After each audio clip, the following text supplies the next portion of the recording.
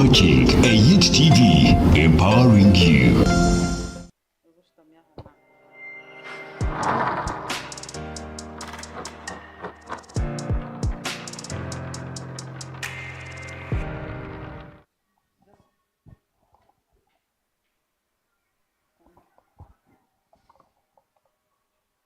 Good morning, everyone, and to you who is watching us live on EYIT TV, I want to take this honor to welcome you to the second edition of the Digital Communication Workshop that is always held by Empower Youth in Technology. For starters, if you don't know about Empower Youth in Technology, then at least you've heard about EYIT TV.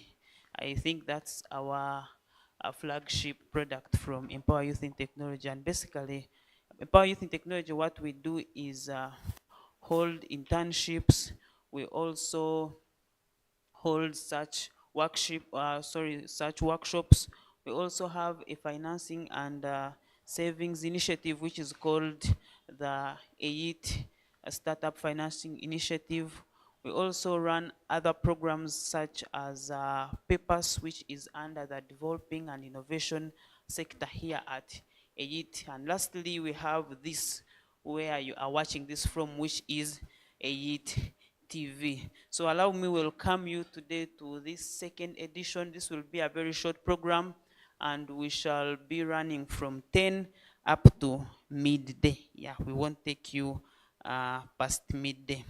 And with me here, I have a lady who I work with here at Empower Youth in Technology, but she's more into the financing and the other financing and loans department of here at EYIT. She can also say hi to you, and we can kickstart our today's workshop as we wait for our modulators today. Lona, you are welcome. Thank you very much, Mr. Henry. I'm Lona Asimere. I work as the finance administrator here at EYIT, and I'm glad to be part of this workshop. Thank you. Thank you so much, Lona. She will be my co-moderator today, and as we speak, our first moderator is in the building. I think, Lona, you can go ahead and welcome him. He will be with us here today. You are welcome, sir. You can be seated right there. And our fellow people who I can call them students who are with us here today are from part of our students here who have been doing internship with us. They are, most of them are doing journalism and mass communication. Others are into IT and ICT related courses. So today we shall basically focus on digital economy, or how the youth can engage in digital economy. That is our sub-theme, or our main theme actually today, and we have different sub-themes with different modulators, but I think we can kickstart with the first modulator that we have here, who is none other than Mr. Ivan. So little about Mr. Ivan, or what I got to pick out from different social media platforms, actually his social media platforms, and what he actually sent in when I asked about him. He is a founder of what we might call, let me just look up for it here, just a minute. Yes, I found it. He's a founder and team leader at Foundation for Youth Empowerment, which is for Uganda. He is a media personality working with Vision Radio. He is also a social entrepreneur and a change aspirant. For you who are watching us live on EYIT TV, and for everyone who is in the room with us, let us gather up and welcome Mr. Ivan. Mr. Ivan, you're welcome. You can, thank you. You can take up this seat.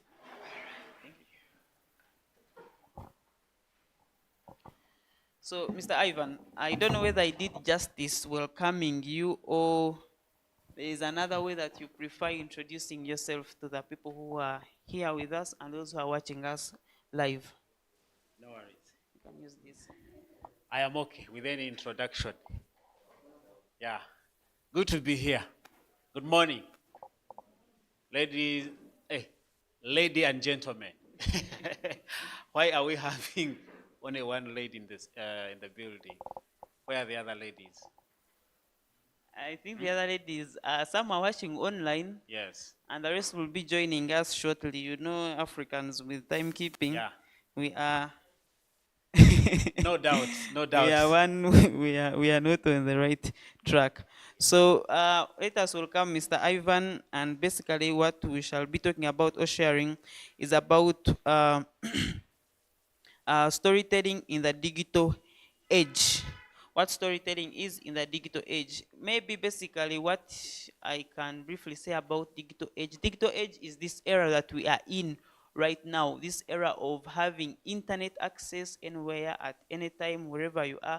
As long as you have a device that can connect on the internet, then we are in the digital age. So basically that will be the topic of discussion with Mr. Ivan, and we shall be going through the do's and don'ts in the digital age. How should we do it? What do you have to consider? Where to start from? Then later on we shall dive into the legal issues in digital communication, and that's where most of the youth who are easily using the internet mess up and find themselves in trouble.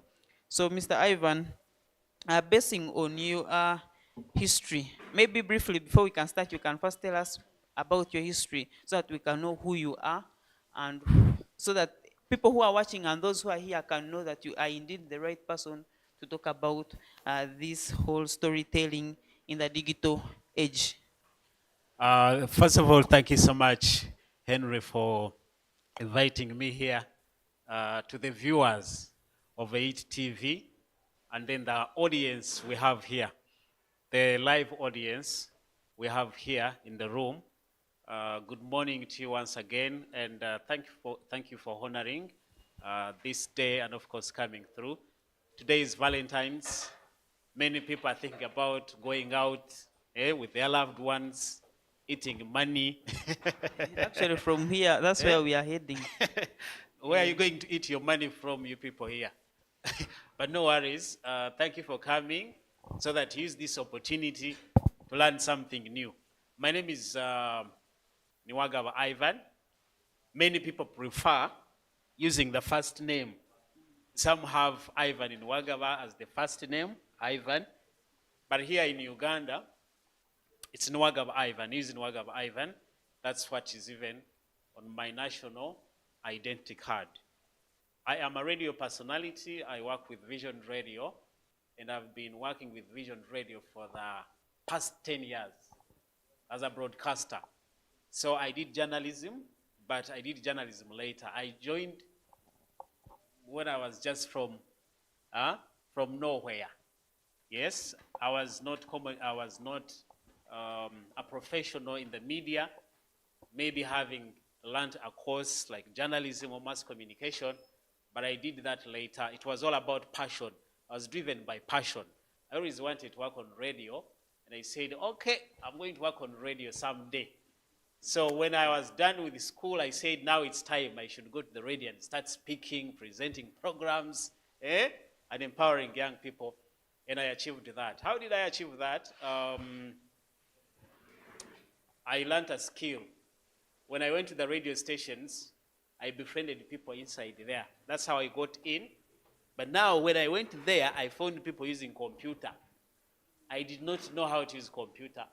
I am unlucky maybe. The schools I attended were somehow village, I'm not going to call them village schools, but average schools, where we didn't have computer accessibility. Which year was that when you joined radio? I joined radio in 2011. Oh, 2011. Yeah, 2011. I think most of us here were still in primary. 2011. Yeah, they were in primary. They were in most primary. of us, But yes. 2011 was more of training. More of training. So professional radio broadcasting, I started, that's around 2014 when I came to Vision Radio. 2014, that's when I joined Vision Radio. Yes, professional radio broadcasting. Oh. But how I got in, I'm telling you guys, if your passion is working with television, if your passion is working with radio, you can start by befriending people like us who are in there. That's one way of getting in. You befriend me, yes, we can chat. You know, there's social media, take my WhatsApp number, and tell me that you love working on radio. Maybe it's your passion is about that, okay? Then you get some tips. So you're in the right place, especially those who are pursuing media, journalism, those who are doing it as a course. Even if you haven't done it as a course, but you still want to work on radio, television, you're in the right place. So besides radio, I am founder of Foundation for Youth Empowerment for EYIT. It's a community-based organization, and we do work almost similar to EYIT, Empower Youth in Technology. We're also empowering youth in several activities, several programs, technology and others. So I'm happy to be here, and we are going to learn a lot from each other by the end of today. All right, thank you so much, Mr. Ivan. He is actually that one person who responds when you inbox him on WhatsApp. It's not like those other media personalities who are proud, whereby you send a message and they will take more than 24 hours. I inboxed him and he immediately responded. So do not fear him and say, how do I start? Or just go to his inbox, tell him who you are, where you're from, and immediately you will kickstart. So basing on what you've just shared with us, you've said you've been doing professional journalism or presentation on radio for over 10 years now. Yeah. How do you think this whole digital storytelling has evolved over the 10 years that you have worked on radio? How was it at the start and how is it right now, according to your perspective and your experience? Thank you so much, Henry. First of all, let's know storytelling in the digital era. Storytelling in the digital age. What do we mean by storytelling in the digital age? This is an art. It's an art of sharing stories, sharing content, if you're a content creator. By default, we are all content creators. So if you're sharing any stories anywhere, using digital platforms, using media can be radio, it can be television, it can be social media, okay? Even on your WhatsApp status. Even your WhatsApp, that's media. Using your phone, using your computer, and delivering your content. You're a content creator, and you're using the digital tools, okay? And this is what we call storytelling in the digital age, because we are using digital what? Digital platforms, digital tools like social media. You're using Facebook, you're a blogger, and you're using different platforms. You're using YouTube to deliver your content, to deliver your stories. This is what we are talking about right now. It never used to be there. So, like Henry asked me, this is how it used to happen. I remember when I joined radio, it was very difficult for us to get news. Internet was not easy to access. Just 10 years ago, internet was not easy to access. I remember I would walk miles and miles looking for internet because I wanted to surf and get information to go and take to the radio for broadcasting. You would go to the so-called internet cafes. I would go to the internet cafe. I don't know whether they still exist. They are there, but I think market is not the same again because of the digital age. People have smartphones and they have internet, and accessibility is now okay. People can have internet, you can buy data bundles. Well, I joined when I didn't have a smartphone, so it was very difficult for me to get news. And the radio station I was working with that was training me had limited resources. We didn't have Wi-Fi. But now today you go to a place there is Wi-Fi. They can connect here and you start browsing the internet. So now, when we look at what's happening right now, the digital age is evolving, or it has evolved completely. What we are doing now is completely different from what we were doing then. Today we have smartphones. Of course, it's a big tool in the digital era. Now, we are using smartphones to cover stories, broadcast the stories either on television or on radio. Now I can use my phone. I do not need to have a camera like that one the producer is having, because it might be more expensive than a phone. Besides that, it's not portable. I can move with my phone, cover my story, and then I share, okay? Take good pictures, and then cover some videos, record a video, and take it to the radio or the television, and then we run it during the what? We run it during the news. So I'm talking about this as a person in the media, on radio. Smartphone cameras are a big thing right now, smartphone cameras. So I would encourage you, by the way, as young people to start using cameras of your phones to deliver content. Capture content and deliver it using your phone. Start with the phone that you have. You might not need a very expensive phone. With editing, Henry will tell you that we have tools. You'll talk about like AI, where you can edit your videos and they can look better, okay? Now a phone like this one of mine, I invested in a lot of money. But it helps me deliver content, because these phones are now even capturing films at Hollywood. The Hollywood movies we are watching. That's true, by the way. Some parts are captured by these phones. The iPhones, or maybe some other good phones, not only iPhone, but some other phones, as well as we have a good camera. So in the digital age today, we are using smartphone cameras to deliver content, high quality videos and high quality pictures, okay? If we talk about storytelling in the digital age, then we can't rule out the fact that now the pictures and the videos are now taking shape. Pictures and videos, if you're telling good stories and you have that, then that's your superpower and you're good to go. Then there is social media. Social media is a big thing today. People are earning from social media. It's not all about, because you are using social media as a content creator, but the end result is you earning, because we need money, and we need to earn, okay? That's the end result. Yeah, actually, that's why our main theme is empowering the youth for the digital economy.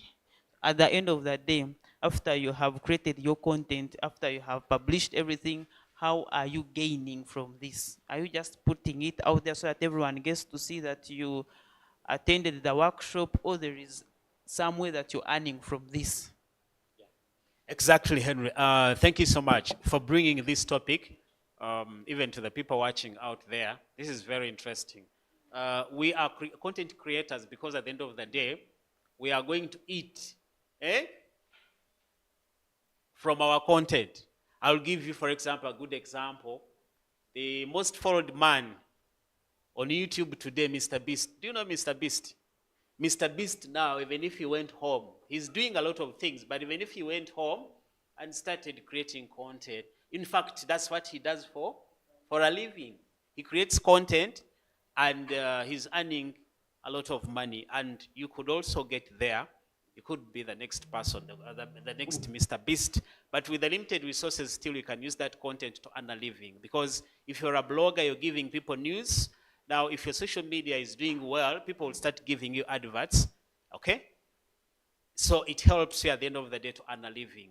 If I'm a content creator because I work with radio, they are going to pay me at the end of the day, okay?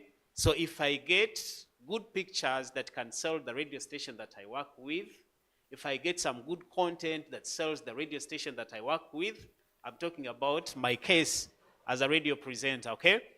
This one will be good for me at the end of the day, good for my station, and for me as a person to earn a living. So let's use social media. Social media is a big thing today. Henry, like you said, things have evolved. The digital era has evolved. Everything is on social media. You can get real-time news anytime. People are on TikTok, and TikTok is delivering a lot of content. So make use of such media platforms, the social media platforms, okay? Right. And maybe we can talk about tools like Canva, in short, and then CapCut. I use these ones a lot, especially CapCut. Yeah, if you're using TikTok, you've seen that button where it says edit with CapCut. there is that effect. It is okay. There is that effect or sample that enables you to edit a video with CapCut. So I'm sure CapCut is not new. You've seen it somewhere. This is one of the most used AI editing tools. I mean, it is used worldwide, and most of the effects that you watch, CapCut has them embedded into their application. CapCut works both on mobile, and they also have a web or a PC or a desktop version of CapCut. So this is one tool that is used. The other tool that I was talking about is Canva. How many of us here have used Canva before? Canva? Yeah, 3. Anyone else who has used Canva? Anyone else who has used Canva? Which platforms do you use to make those simple graphics? Simple graphics, not so complicated. Have you used Poster My Wall? But I think Canva is the most used platform. Now, just like today, since it's Valentine's Day, you could actually earn from this. You just go on Canva, type in Valentine posts or Valentine flyers or Valentine's graphics, and then we shall have a number of templates that will be shared with you. Just go there, change the names of what is already written there, put an image of your girlfriend or boyfriend, send it to them. They'll post it. As simple as that. And they will feel so loved. They will feel like you've taken a lot of time to, think about them and all that, but it was just a matter of changing the image and the name. And they love you more. Which else do you want? Or you can use it and, share on, maybe you can create different graphic pieces for these people who are into politics. Now, like if you create a flyer and you put Rita, Honorable Rita, she's called Rita who? Rita Bwahika. Yeah, if you put Rita Bwahika's pic and her name and say, wishes you a happy Valentine's, and send it to her. You could start from there, by the way, and she could make you the official graphics designer. That's how we started, by the way, working with those big companies or with those big personalities. Just spot someone, know that they're influential, know that they're in higher positions, get their contacts, and always design those new things. Happy new month from so and so. Happy Valentine's Day from so and so. Happy Labor Day from happy. There are so many days that are celebrated. So back to what we're talking about is these AI tools that are used. Canva being one of them, Poster My Wall being another, CapCut being another. We also have other tools such as ChatGPT that can, help you get scripts, generate ideas. You don't have to think that much now in this digital era. All you have to do is just get one idea. Even if you think of some idea which is weird or wild, just type it into those AI tools. I talked about ChatGPT. Now there's another new tool called DeepSeek. Google has its own tool called Gemini. So, there are so many tools. You don't have to hustle that much with generating scripts or getting ideas. So as we wait for Ivan to get back in, I think I'll be interacting with you guys to know maybe so far what have you learned from him. Maybe I can give you a small recap. He works with Vision Radio, has been working with them for now 10 years. He told you how he joined. He just went there. He just joined, like how he could come to EYIT and just join and say, I want to be with you guys here. So that's how he started joining slowly. He used mobile. There wasn't that much internet by then. I think internet was already there, but it hadn't spread that much. It was only accessible, I think, in those mobile, or I can call them internet cafes. And that's how people would access internet. But now you can easily access it on your phone. So allow me go through some of you guys. I could get to know so far what have you learned, or what have you managed to pick from what Ivan has been sharing. Who can I talk to? Don't be shy. Don't be shy. We have Businja Anthony here. So far, what have you learned from what Ivan has shared with us today? So far, I got to know that you can use the digital media or digital communication as a source of earning. You can earn money through these social media platforms.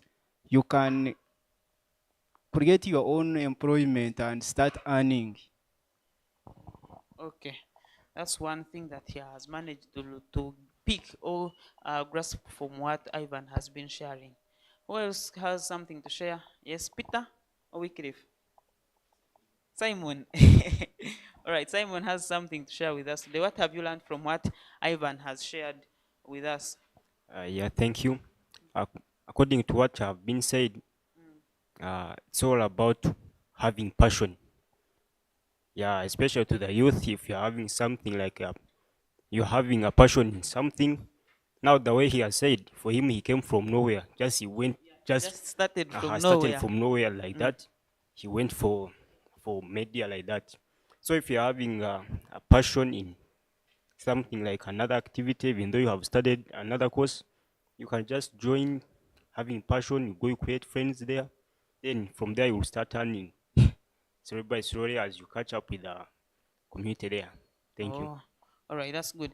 Anyone else to share with us what they have so far learned or what they have managed to pick from today's or what he has shared with us?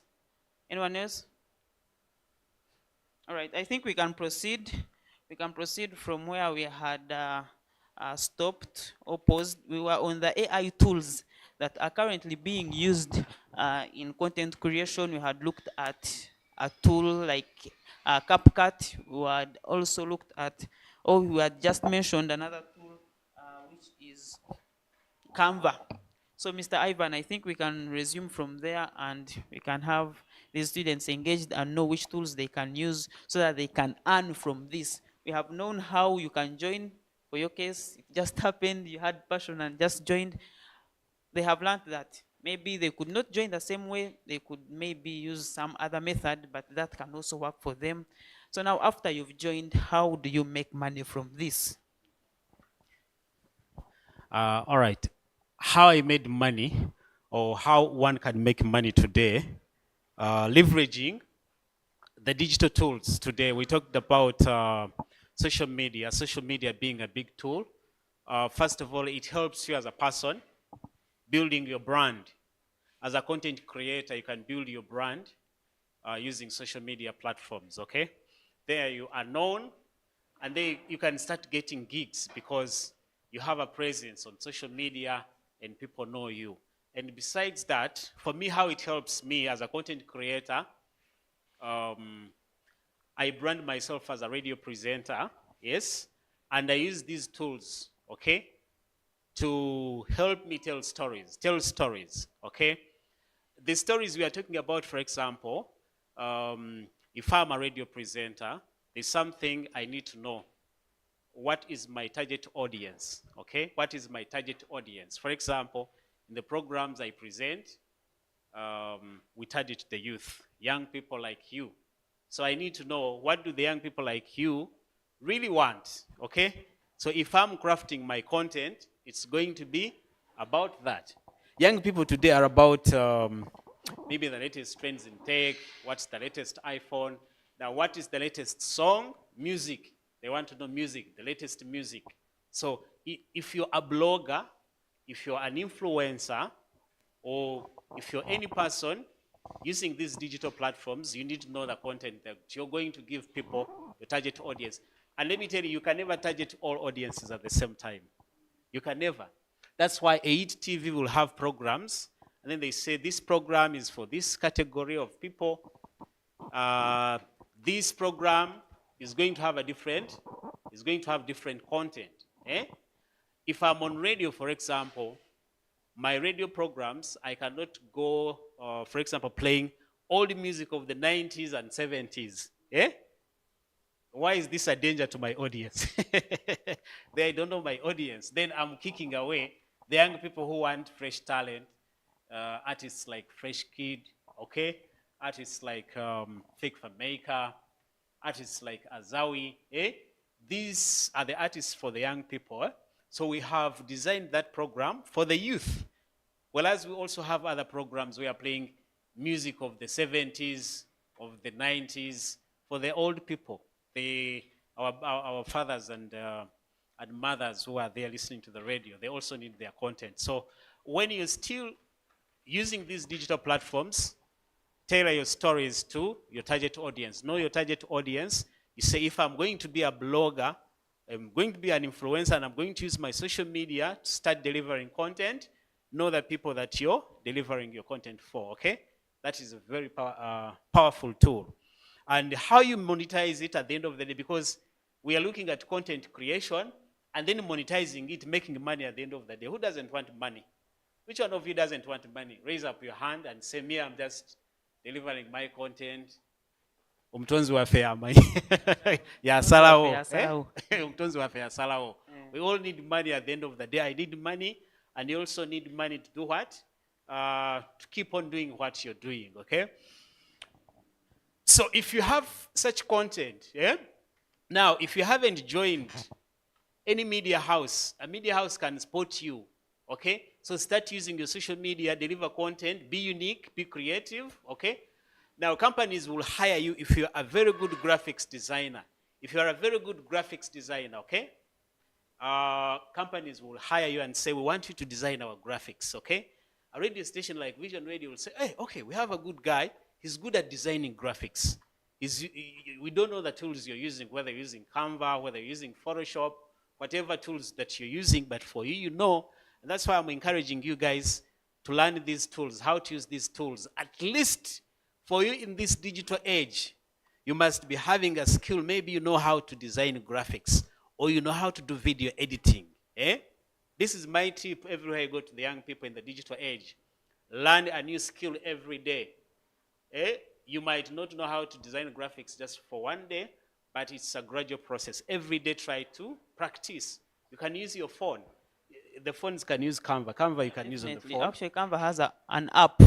Yeah. You can download that app and keep practicing. It has templates. Yeah, it has templates already within. Yeah. I was just telling them that now, since it's like Valentine's Day today, you can do something for your person. Just get their picture, insert it into Canva, put their names there, and you're good. You send share it to them. Happy Valentine's with them. They will think that you have actually put in a lot of efforts, but in real life you will have just changed the image and the wording, and you're good to go. And let me tell you, if you do it tomorrow, someone will say, hey, how did you do that? You know you can do it. Okay, please, I want you to do something for me like that. And they give you some command. Even if they give you 5,000 Uganda shillings, just for designing something like that. Simple, because for you, you know how to use it. You have gadgets, you have laptops, you have the phones, and you can design such simple things. Because Canva will give you the templates. The templates. There are templates that are for free. So it's all about your creativity now to make it nice at the end of the day. Yeah, right. That's it. Thank you so much for sharing that with us. I think you have also tackled this part where we are looking at the key elements of effective storytelling. Maybe we can just dive a little bit deep into it, but I think you have shared some of them, which is maybe learning those skills and having passion for it. Apart from those, what else do you think are those vital elements that you need for you to have a good story? A good story, or for you to set up that good storytelling aspect. Okay, for you to have that good storytelling aspect, we have what we call the fundamentals or the basics. First of all, today, in the digital age, your story has to be short and simple. Did you know that? For you to tell a good story today, people don't have a lot of time to read. The long captions. You know the captions, You're posting a picture or your visual, like a video. Now, let's talk about videos and then pictures. High quality pictures, high quality videos, and then short and simple. No one needs to have a lot of time trying to find out what you're trying to talk about. Make it simple. With the radio today, we are broadcasting simple content also. And even our topics are very simple. Like, for example, I'll ask you, I can have a topic on radio today and ask people, what does Valentine's Day mean to you? Very simple like that. What does Valentine's Day mean to you? What does it mean according to you? And then people will get talking. Me, I think Valentine's is a day for lovers to have a good time. Eh? It's a day for lovers to exchange gifts. Eh? And people are talking, and you're generating debate, okay? The best content creators attract the attention of their audience. Creating polls, for example, that's why on radio for us, we run programs with the topics. We bring a topic because for a topic, it will attract your attention. Eh? Everybody will say, okay, let me give my take. Let me give what I think about this, okay? At the end of the day, you're attracting the attention of what? Of your people. Every content creator, come up with polls, okay? And tease the minds of people, let them get them talking, okay? You've seen the biggest bloggers or the biggest media personalities come up with topics that will make people talk, you know? You can That's come true. up with a poll. For example, you can say, Ray G, who is the biggest artist in Uganda right now? Eh? How everybody will come up and say, me Ray G. Another one come and say, me Henry. Eh? Another one come and say this and that, okay? But at the end of the day, for you have them as a content creator. And your social media is strong, you get people talking, okay?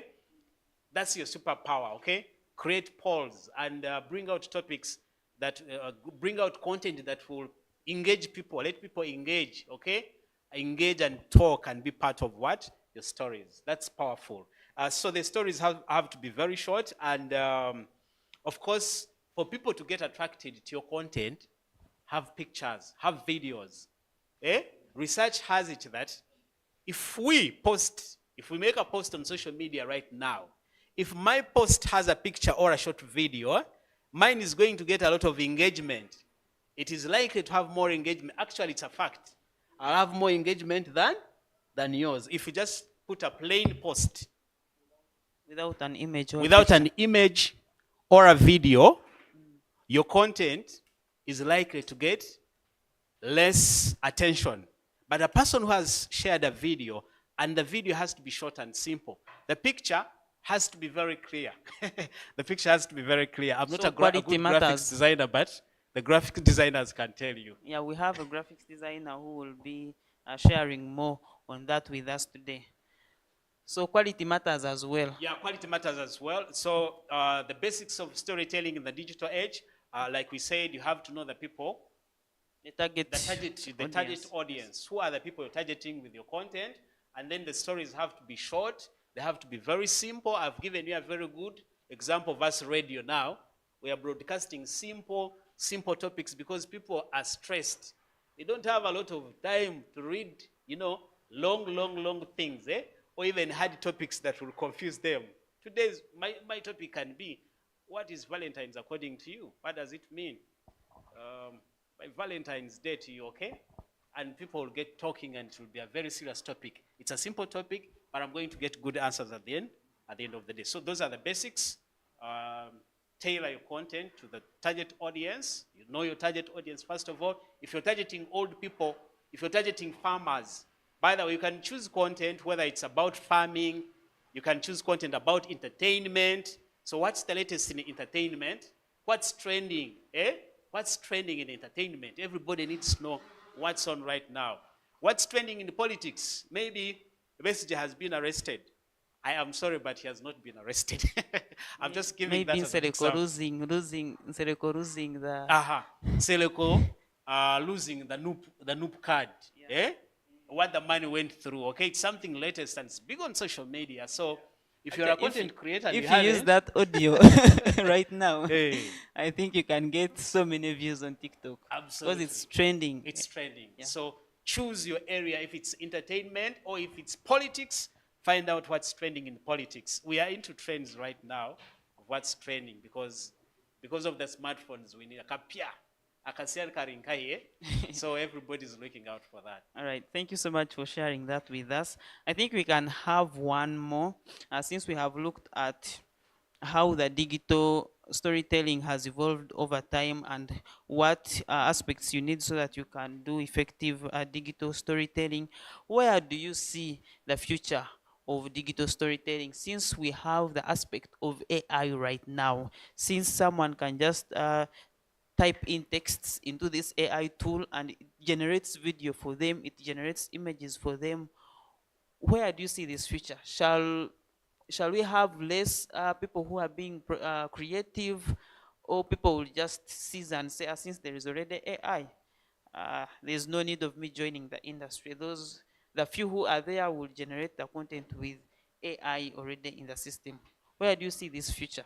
Well, thank you so much, Henry. That's a very good question. Today we have AI. What is AI in full? Let's engage the audience here also. It's not a one-man's show. Let's start engaging. I don't like that. I love enjoying the audience. That's why we have segments on radio where we ask the callers, call in and talk about the topic. So let's have these people talk about the topic. What's AI, my man? What's your name, first of all? Anthony. Good. Artificial intelligence. Have you used it? Okay, which Just give him the which microphone. tools are you using with AI? I'm using Chat GPT. Chat GTP. I also use Gemini. Oh, good stuff. No worries. That's enough. Thank you so much, Anthony. Anthony knows AI, and he's been using it. So Henry has asked me, now that AI is in place, AI is in place, how is the future of storytelling, content creation, and stuff like that? Now, AI is a very good tool. Please use it. It's a good resource. The whole world is using AI, so who says no? If the whole world is saying, is embracing it, the whites are using it, they are the ones who have invented it, and they are using it. So it's a good resource. Let's use it, but learn how to use it very well. Yeah, so AI is a very good resource, but there's what we call human creativity. That one is very interesting. There's a way God created us. We are creative in so many ways. Much as there is AI, AI predicts what you want. If you say, I want this, then it predicts what you want and it gives it to you. So now it's you as a content creator to craft it, add in your creativity, and get what you want at the end of the day. For example, if it's an image, we have graphics designers. If you brought 5 of them, and then we ask them to use AI and generate an image or anything, now still even if you get it from AI, we shall have someone having the best at the end of the day, because people are creative in so many ways. So if you get that information from AI, sometimes it's not enough. You need to add your creativity, and that's very strong. It's still powerful. Your creativity is still powerful, much as there is AI, okay? So we can use it to enhance on our creativity. In fact, if you are creative, and then you also have AI in place, then you're unlimited. Eh? You're unlimited. You can't be unlimited. You do super good stuff. So the take-home message here is that use AI so that you can enhance on what you are doing. If you are designing graphics, if you are blogging or writing those blogs, then use AI. It will enable you to do better than what you are currently doing. So Mr. Ivan, I think you can lastly share with us or give us that piece of advice to the people who are watching us on EYIT TV and to the live audience here. Just one piece of advice that you have for them in regards to the digital storytelling aspect. Yeah. My advice to the young people out there, those who are here and those who are watching, I would advise you to learn so many skills, okay? Learn a new skill at least every day. I've talked about this before. Learn how to design graphics, because as a content creator, you're not going to pay for everything. You'll be doing a disservice to yourself. You have a computer like that, you have a good phone, but you can't create content for yourself. The content I'm talking about may be designing simple graphics, okay? Editing a short video, a 1 minute or maybe a 40-minute video. You can't edit it by yourself. By the way, you can shoot yourself, say your content, okay? And then edit that, because if you bring it to Henry here at EYIT, they are going to charge you. Definitely, I will charge you. They are going to charge you. No doubt. No doubt. If you bring it to me also, I'm going to charge you with my team and for us to edit your video. So please learn, because we have tutorials on YouTube. You have tutorials on YouTube. We have internet. You can do simple research and find out what you can do. Befriend people. Learn how to use a camera like that, because you're in the digital era. Know how to use that camera. If that is your passion, camera is your passion, befriend that camera guy. Eh? If it means buying him a soda, do it today and say, please, can you show me how that camera works? The camera angles. How do I position this camera well so that I can get very good angles, okay? You don't have to go to school to learn all of these things. Not at all. You'll not go to school to learn good graphics designing. The schools that will be teaching, but they'll give you simple, the basics. So if you practice, then you can get the best out of what? Out of your skill.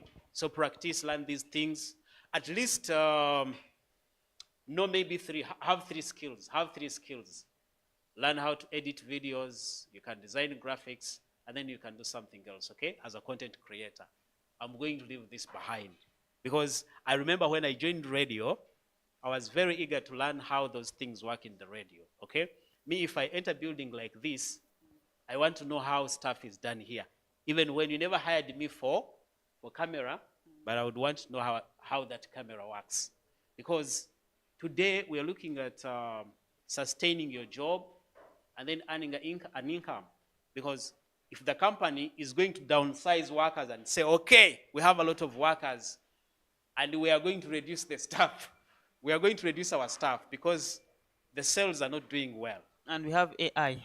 You have to be we have AI in place doing a lot of things. Here it hasn't affected us maybe, but it's going to affect us. It's coming. It's coming. Winter is coming. In the Western world, people are working remotely. They don't need to go to the offices.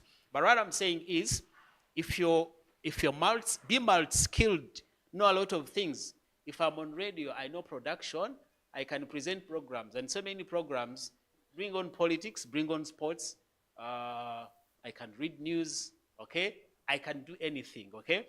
So if my bosses are going to fire me, they might end up thinking about the skills that I possess. This man, we are sacking him as a presenter, but he can still do production. Those workers are unlimited. The companies now need people who are multi-skilled. You can do a lot of things for the company. Doing one thing for the company is not enough. So it's up to you, learn so many things like that and be unlimited, because it helps you at the end of the day, job security.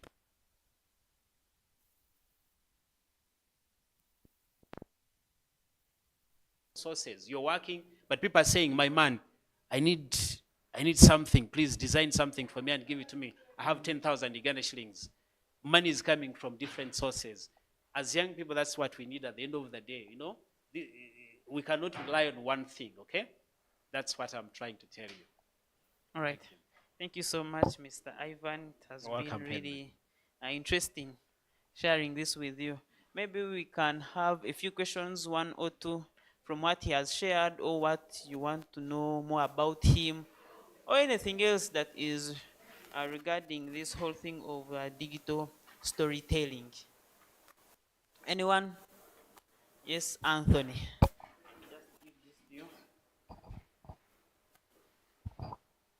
Thank you, Mr. Nwagal. You're welcome, sir.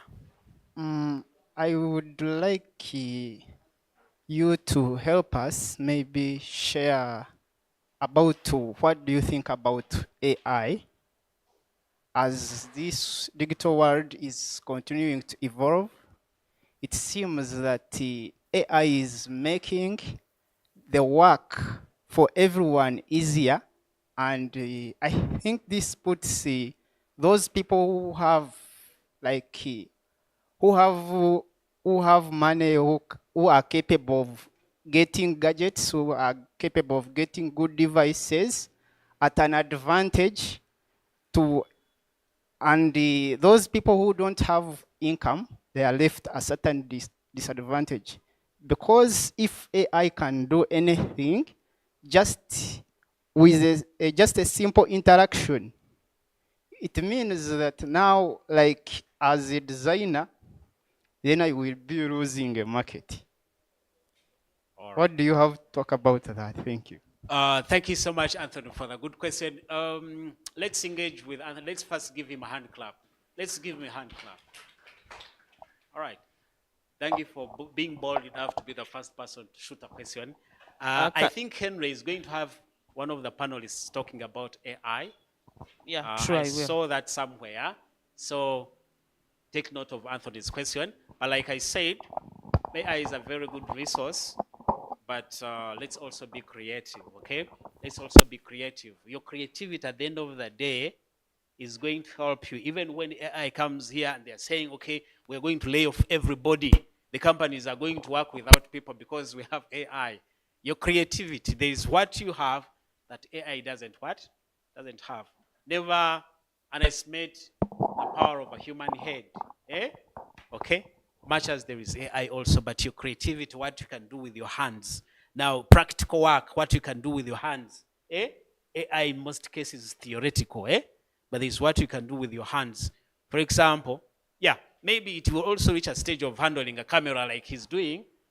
But before we get there, learn how to handle that camera and be unbeatable in some way or the other. So someone is going to talk about the use of AI and the trends about it. Thank you so much. You're welcome. Do you have anyone else? Okay. Again. Give me a hand clap. I think you can note them down. We shall have that session in a few. But for now, I think we can have him take up his seat. It has been really interesting, very interactive. And for you who is watching us live on EYIT TV, you can as well engage with us in the comment section. Maybe something you didn't understand or something that you want clarity on, engage us and we shall definitely be getting back to you or answering those questions. So our next moderator is a web designer. He is a graphics designer as well. He does digital marketing for professionals and for businesses, and he's more into this space of, branding or building personal brands or organization brands. So guys, let us have our hands together for none other than MTF Baker.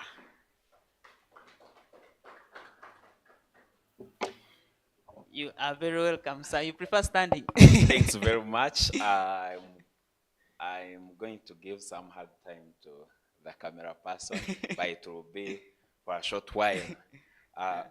Henry asked for something about myself, and I deliberately refused, but I didn't want to show him that I've refused. I wanted to keep him waiting until it's the time when he can no longer, like when he doesn't have enough time to do research, so that he tells you what he knows, not what I've told him.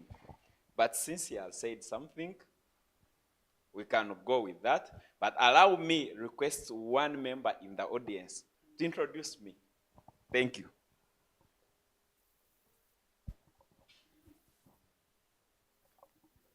Thank you so much, Mr. MTF Baker. You're most welcome to this workshop. And those people who have met him for just the first time, his name is Mr. MTF Baker. That's what I know. He is in this area of graphics designing and also the digital area, of content creation.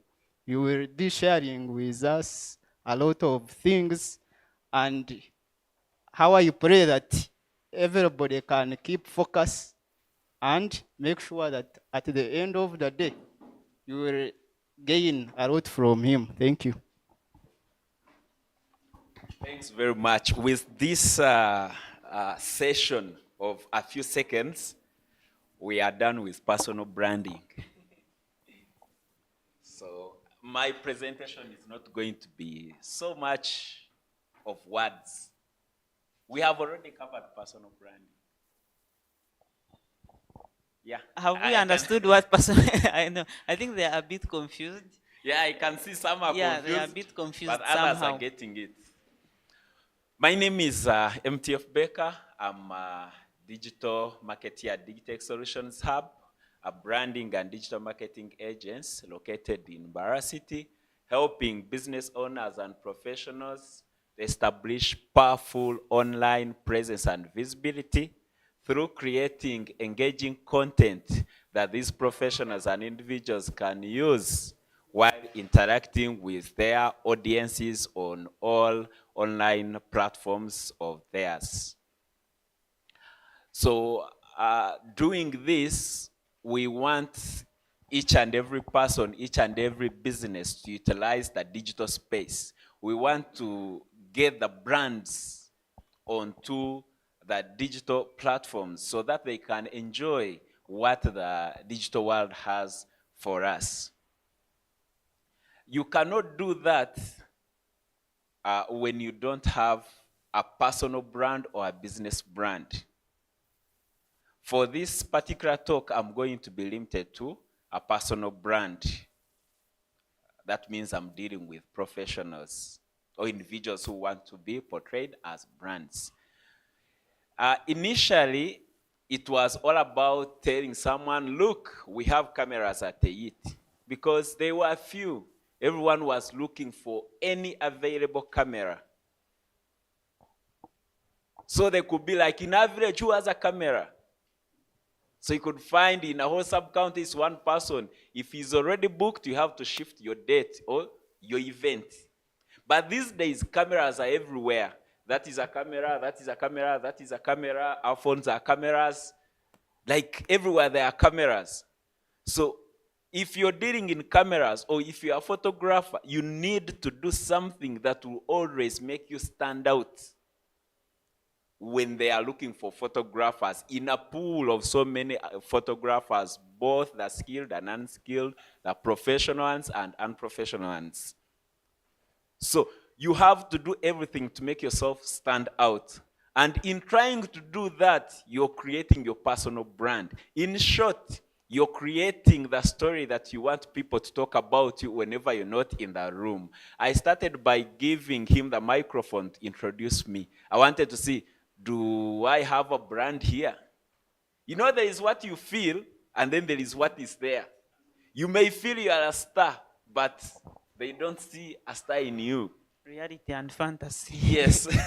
You may think you have not made it to a certain level, but then when you listen to the audience, they give you a different story. So I wanted to see, does anyone know me here? Not just knowing me by name, knowing me by what I do. So now that I know that there is someone that knows me, it means at least I've created some kind of a brand presence or brand visibility. So in short, personal branding is the process of influencing the target audience to see you as the person you want to be. You don't force them, you influence them. You don't tell them what you are, you do things that will make them know what you are. I haven't said that I'm a graphic designer, but some people have already said it. Meaning, I've influenced them to think of what I am, or to understand what I am. So I've created a brand. It may not be where I want to be, where I want it to be right now, but at least I've taken a step. And I can feel it by having people recognize it. Some people recognize it. So this process of personal branding is enjoyable, and at one point it is also tiring. Because at times you'll be forced to compromise your happiness, to compromise what you're feeling right now. You know, like I may give an example of my friend here, Ivan. I know him as a radio presenter. At the same time, I know him as someone who is into youth skilling and all that. Meaning he's always meeting different people. There is a day when he feels like putting on a vest. But that's the very day that the mayor is calling to meet the guys he is mentoring. So much as he had wanted to put on a vest that day, he'll be forced to put on formally in a way that is going to portray his brand.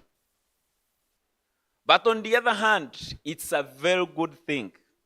If you are successful at building your brand, it's very good and beneficial in these ways. One, it will establish you as an authority in the industry where you are.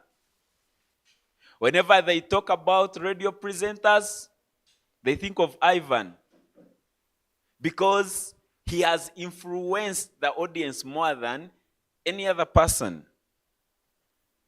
Whenever they talk about a youth innovation hub, someone will be like EYIT, because EYIT has influenced the target audience to always think of them whenever they are thinking about youth innovation. So there you become an authority. You feel like when they are talking about youth innovation and EYIT is not on the table, they feel it's not worth it. Have you ever been somewhere they have invited you to give a presentation? For you, you beg to be there, but then the organizers, there are some people they beg to be there. I don't know whether you get me. Sometimes you even pay to be there, but then there is another person they have paid to come and be here.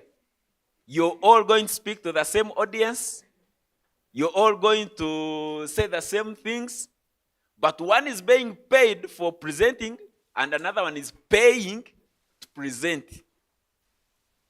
What brings about the difference is what they know about you, how you've positioned yourself. Another thing about personal branding is that it gives you a bargaining power. For those, how many of you are already employed? Like you're working somewhere for someone. Okay, but if you're not yet employed, you have brothers and sisters or relatives who are employed. They will tell you that one day they went to an interview where they were all, submitting, sweating, answering questions here and there. Then they hear the boss saying, the person we were waiting for has not yet come. Some people are applying for jobs, and some other people are getting offers from companies. It is common in celebrities, in the entertainment industry, most especially radio presenters. You're there asking for a space of like 30 minutes to be giving such a talk. They're saying, we have no space, we are full. But then they are begging a certain host of maybe a dating show. They are begging him to come. They are even willing, pay him. I don't know how they call it. In football, they call it sign-on fee. I don't know.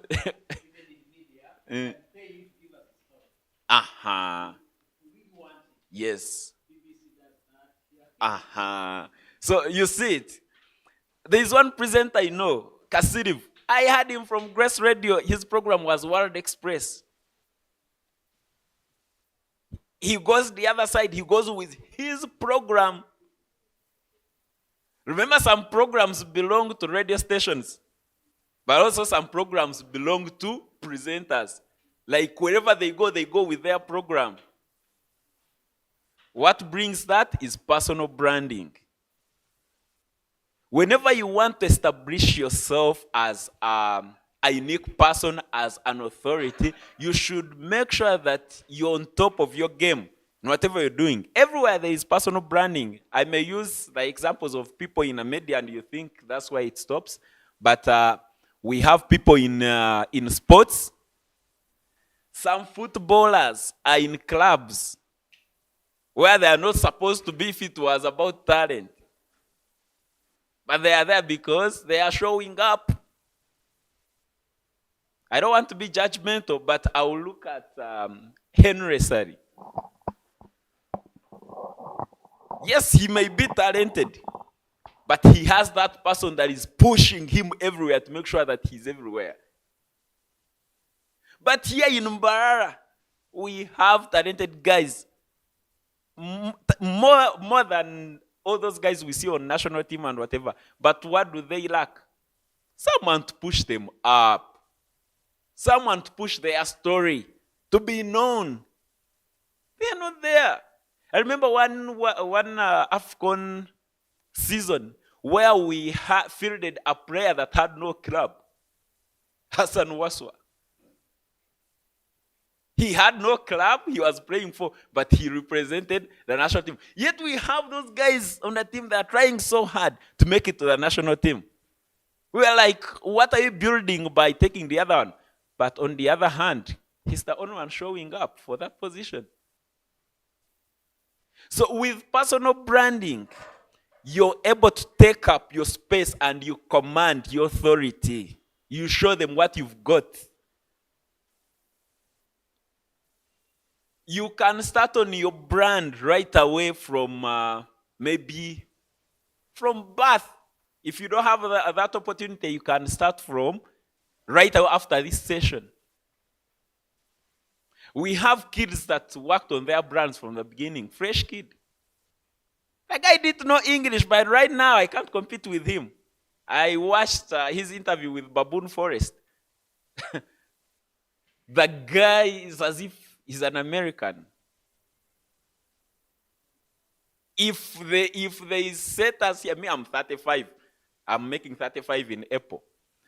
Fresh kid, I don't know how old he is, but I know he's too young. But if they set us here, they'll be like, Becca, we shall call you. What brings about that is not the age, it's not what is the branding.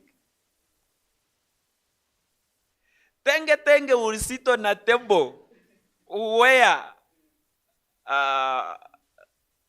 which examples can I use without offending people here?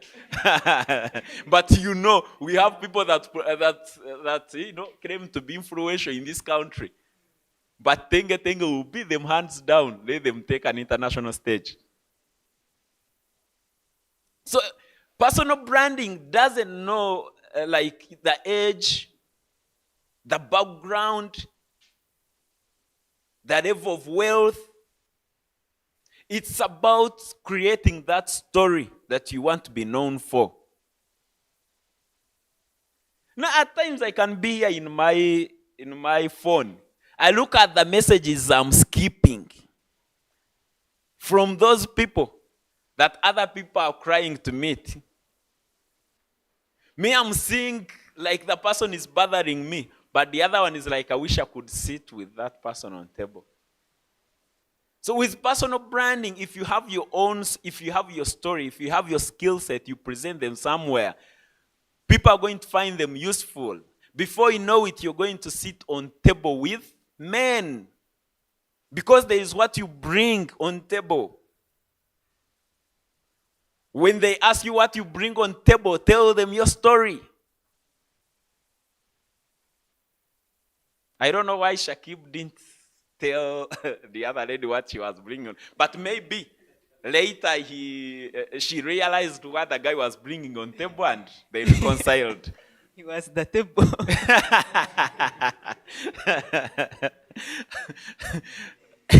So if you on a table of men, look where you can bring it and it can fit there. I always tell these guys, many guys I meet, I'm like, I'm not into politics. Me, I will go with any leader that comes.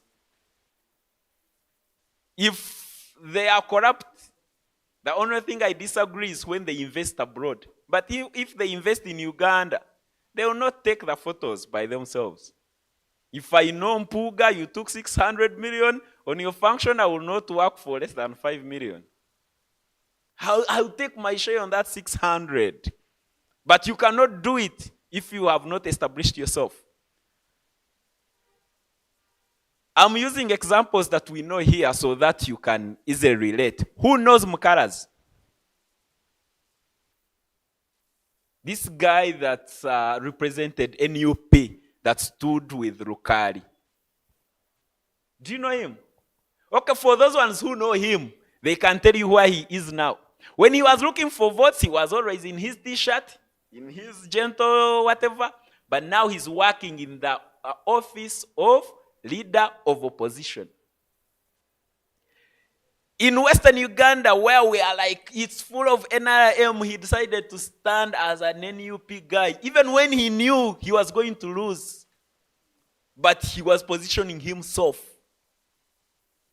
so that even if he's won, they can identify him as a new person. And you know, up there, they want to bring this thing of regional balance and whatever. So when they looked at Western Uganda, the guy was there. I'm sure. Okay, I don't know whether he's coming, but I don't think he's coming back. And if he's coming back, he will not be looking for votes like he was the other time. The story at least changed. We can give many examples that you know. Who knows Ongom? You people. I'm trying to cut across all sphere, like the whole sphere, so that we know personal branding applies everywhere. Ongom was an FDC diehard. On radio stations, he defends FDC like what? But now he's an assistant RDC. They call them assistants or deputies. The guy is a deputy RDC. And you know where he was coming from? Is it Ruampara? Where? Ruampara. An FDC guy winning in Ruampara. It is impossible. But the guy was like, I will be the voice. Until Museveni was like, but what does this guy want? Maybe he wants this. The guy is the other side. That is one of the benefits of personal branding. Work on your brands.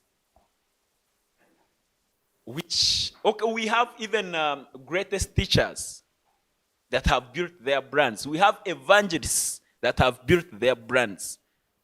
You always have, like I said, bargaining power. You always have authority. You always sit on table of men and get connections. And so many things that I cannot go through because of time. So what can we do? Where can we start from? Like I've told you, can start from here, right now. It's all about identifying what you want to be known for. There are so many things we can be known for. I have a diploma in accounting, and before I came to Mbarara, I was a clerk somewhere. But I don't want to bring it in the public because it's not what I want to be known for. Much as I studied it, I want to be known as a graphic designer, as a digital marketeer. So every time I will always be bringing the work I do, which I will not share the experience I have in balancing the ledgers and whatever. I will not. But then there is a person who wants to be known as an accountant. So look around yourself and you'll be like, what is it that I can flaunt, that I can be known for? You may be confused. Sometimes people are like, should I follow my passion? Should I follow my talent? Should I follow my experience? It's up to you, depending on what you want. I was a graphic designer from the beginning. Only that those days we were not using computers. We were using stencils. You pound charcoal, you mix in some water, you cut a stencil. You use these cement papers. You design something and your parent is like, stop making yourself dirty, leave these things. But we didn't give up. In primary school, I was always participating in drawing competitions. I was at St. Kagwa, boarding primary school in Bushenyi. For 3 good years, NEMA had competitions. I don't know whether they are still there. Schools drawing competitions. Every World Environmental Day. We participated in 3 years, being the first in the country. And I was always among the 5 people that represented St. Kagwa. I continued. Where I left fine art at senior 6, I scored the maximum. But then life took me to accounting. But later, when I was like, no, I must redefine my story, I came to Mbarara as a graphic designer. And here I am. I've been creating that story since 2018. Now I can even talk to you. I can even share with you what I know about it. So there is no age when you want to start on your personal brand. Look around yourself. May have told you I followed my talent and passion. But for you, you can follow your experience. Maybe Ivan has been in media for some good time. He can be like, no, this is enough. I think I can start my own radio station. We have some guy called, is he called Onen? That guy that was working with, I was working with Sanyu. Is it Sanyu? For some good time, when he was laid off, he was like, how can I live this? It's been my life. The media has been my life. He started an online radio, and he's working. Another example is Kasuku. The way he was yapping on, is it Dembe and Spark. So when work relations deteriorated, he was like, I cannot live this. It's what defines me. Now he has his channels. He's continuing. So you can follow your passion.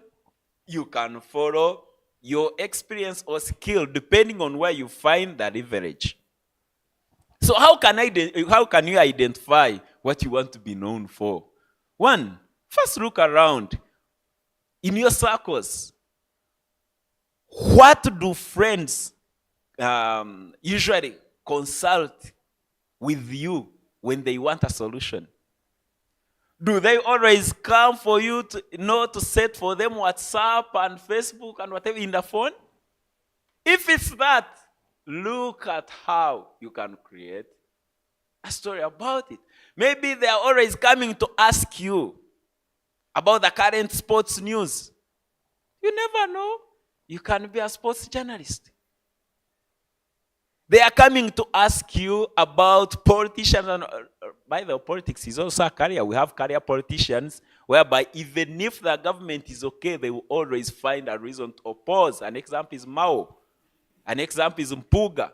Those guys, I think even in heaven, they will create an opposition government. I'm not saying their reasons are wrong, but we know they will always find something wrong with the government. They are career politicians. They have decided to make a career out of politics. So look around where you find leverage. Look around where you have we used to call it, in production, we used to call it comparative advantage. Like, of the two things, where do you have an advantage of producing more units? Maybe you know computer. So if you know computer and you like it, maybe when you choose video editing over farming, it can help you better. Look around what you want to be. Now, after identifying what you want to be, look around those ones who are already where you want to be and start imitating them. And from the word go, fake it until you make it real. No one is going to give you a gig that you're growing. Maybe if it's your auntie, if it's your brother, but still they want to be paying you. So you have to fake it until you make it. Yes, along the way you will disappoint people. May I look at, whenever moving around town, I see that people have disappointed ever since I started. I'm like, but then life has to go on. You look at this one, you never delivered his work. You look at this one, he refused the work. You know, like he didn't take it. It was shabby. You look at the other person, like they are everywhere. But you meet like 3 who are dissatisfied, then you meet one who is praising you. You decide to concentrate on the one that is praising you. So you look around, if you want to be a graphic designer, look around Mbarara, look around Kampala, look elsewhere. You see what they are doing best, you start imitating them until you have that expertise of crafting your own story. When I came here in 2018, I was like, DJ Mats, I must follow you. I started copying DJ Mats. He posts this, I asked him for the font. I started associating with him. You know me, I'm not a media person, like, you know, being around DJs and whatever, but I looked for the ways of getting along with DJ Mats. It's not easy. But I looked for the way of getting along, and I succeeded. Until I reached at a point where he's busy and he's like, I'm too busy, help me work on this, on my client's flyer. We shall sort ourselves. And that is when I knew that I'm somewhere. The first time he gave me the gig, it was a desert. By then it was desert, this bar that it was here. He gave me a flyer. I was like, I'm in the field and these guys want this flyer. I was like, Matt, I'm sorry to let you down. I cannot work on your flyer. I was like, how will these people share my work? So I refused. Then off call, I started designing. After like 2 hours, I was like, by the way, this is what I designed. I gave it to him. He shared. From there, my confidence shoot up.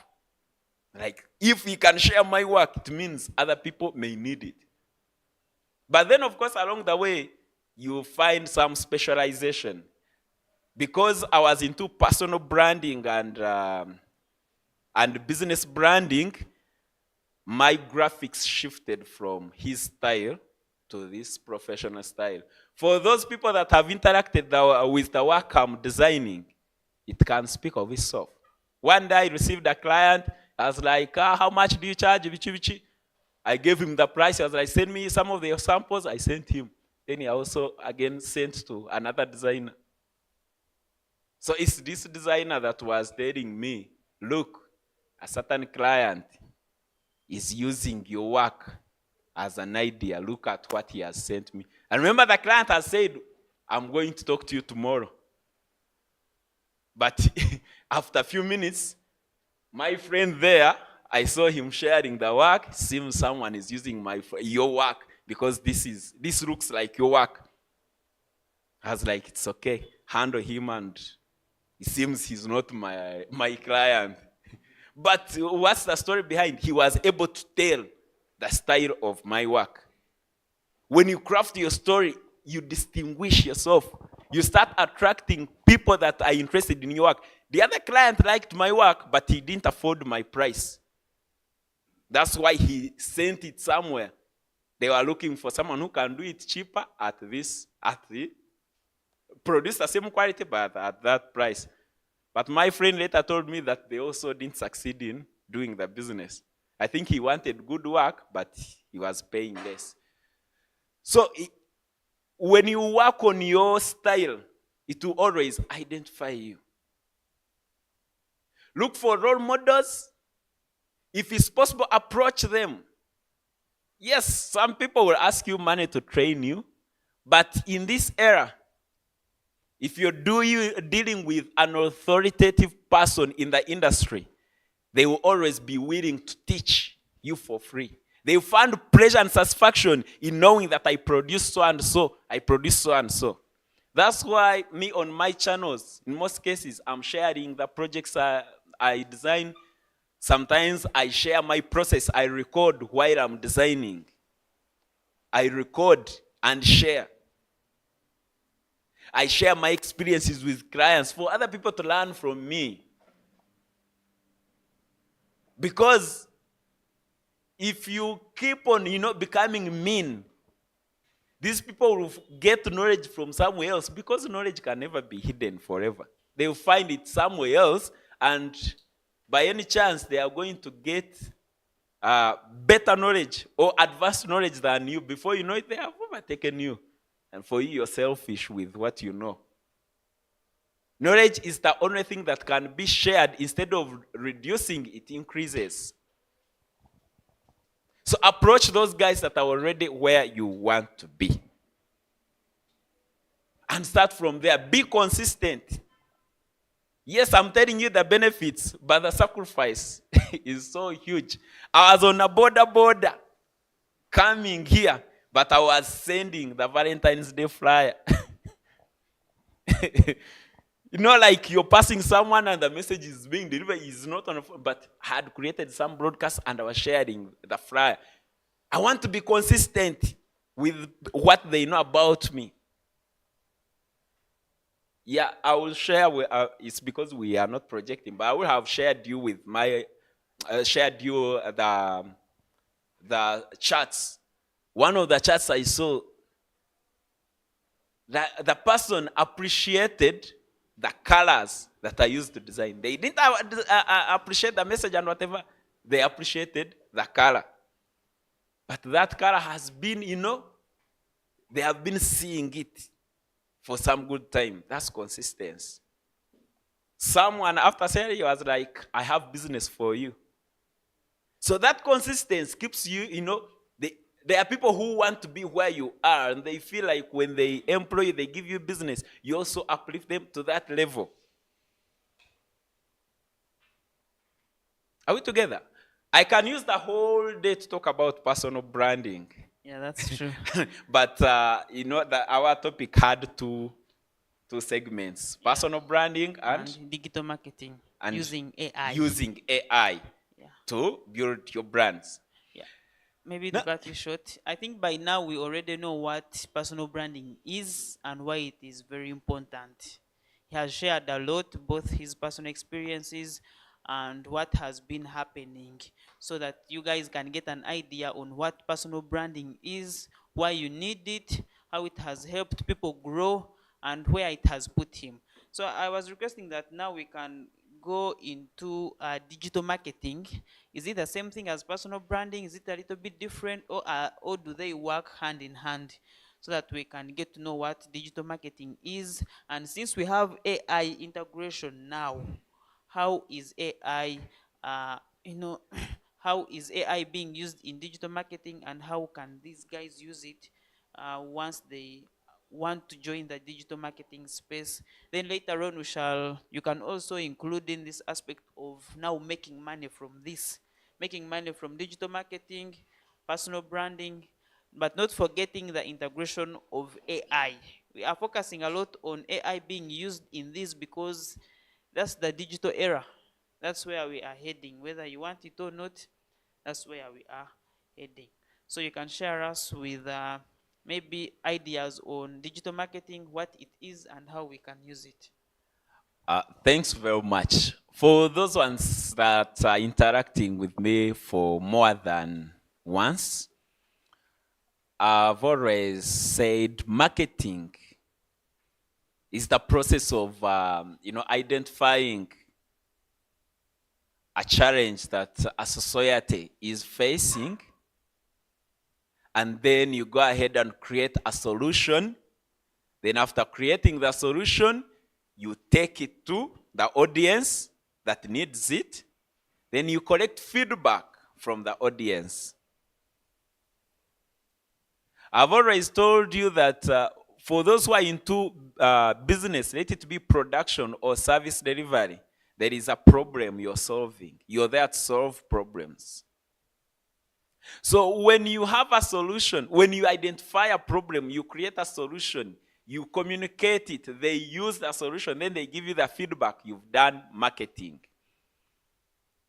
And now, when you do all that using digital platforms, let's say Facebook, social media platforms, e-commerce stores, or any other sort of digital footprint, you're now crossing into digital marketing. So digital marketing is that marketing that is done over a digital platform, use, of course, with the help of a network. So when we are looking at personal, all that information we've talked about personal branding, when you bring it on the digital space, on a digital platform, you're building your brand using digital marketing. We are lucky in our era, it's easy and cheap and fast to do that. Because with just MBs of 500 shillings, you can communicate your value. You can communicate the solution you have. And people use it. You also collect feedback. On just 500 shillings, while seated here, you can pass your message and it crosses borders in no minute. That's why we need to embrace digital marketing. I always compare starting an online shop with a physical shop. I've always told you, there is rent in a physical shop. There is stock in a physical shop. But in an online shop, you just need to, pay for the domain and hosting and maybe the web designer for the beginning. Then your stock will be a photo. As people are struggling, to have millions and stock phones, for you, you're struggling to get that photo from the manufacturer, you put it on your status. When they order, you go and buy from those ones that have stocked it. So it's just a matter of knowing who needs a phone. That's why nowadays we have people, almost selling everything. Because if I know Henry is into live streaming, I'll be like, Henry, give me your flyer and I help you post. I'll post it. When they're like, do you do these things? I say, yes. How much? Let me get back to you shortly. Henry, how much can you charge this? This. I'm sending you a client. My percent, 20%. Deal? Yes. Then I go back to my client. You know what? I'm just a marketer. Let me connect you with our production guy. You discuss and finalize. They connect. Once they give the money, I take my percentage while sleeping. Okay, I may say sleep, but don't take it for granted. But I'm talking about, doing it while you have other things or doing it. People now are planning to go and have dates and whatever. While on date, someone will be closing a deal. A peck after peck is a deal. After deal is a flower. After flower is a deal. They are working with even when they are enjoying. That's how digital marketing can help us survive. People are into drop shipping. There are some guys who buy things from Alibaba. You buy things from Alibaba, it's just a matter of getting the right supplier, get the right shipping agent. They help you. You go on Alibaba, you download something, put it on your status. Someone is like, how can I have this? Make a 50% deposit, I'll deliver in 2 weeks. They deposit. Of course, you have your markup. You also order on Alibaba, you get a shipping agent, they give you their address in China. You give it to this supplier, they supply to the other person. In most cases, by air, it is always not more than 14 days. And most of them charge, is it like $12 per kg? They deliver your things up to here. Even AliExpress, at least for it has some shipping means for some items. You order from AliExpress, they bring it direct to Grand West Arcade. We've tried it like 10 times, me and my friends up there.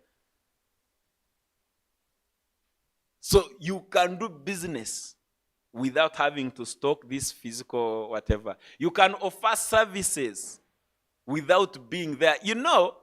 When someone is like, come to office and we discuss, you're selling this digital marketing, or rather selling streaming services. When Henry is here, he won't move. But the client is saying, come right now, we close the deal. They want you physically. But you're not experienced, you're not going to defend this.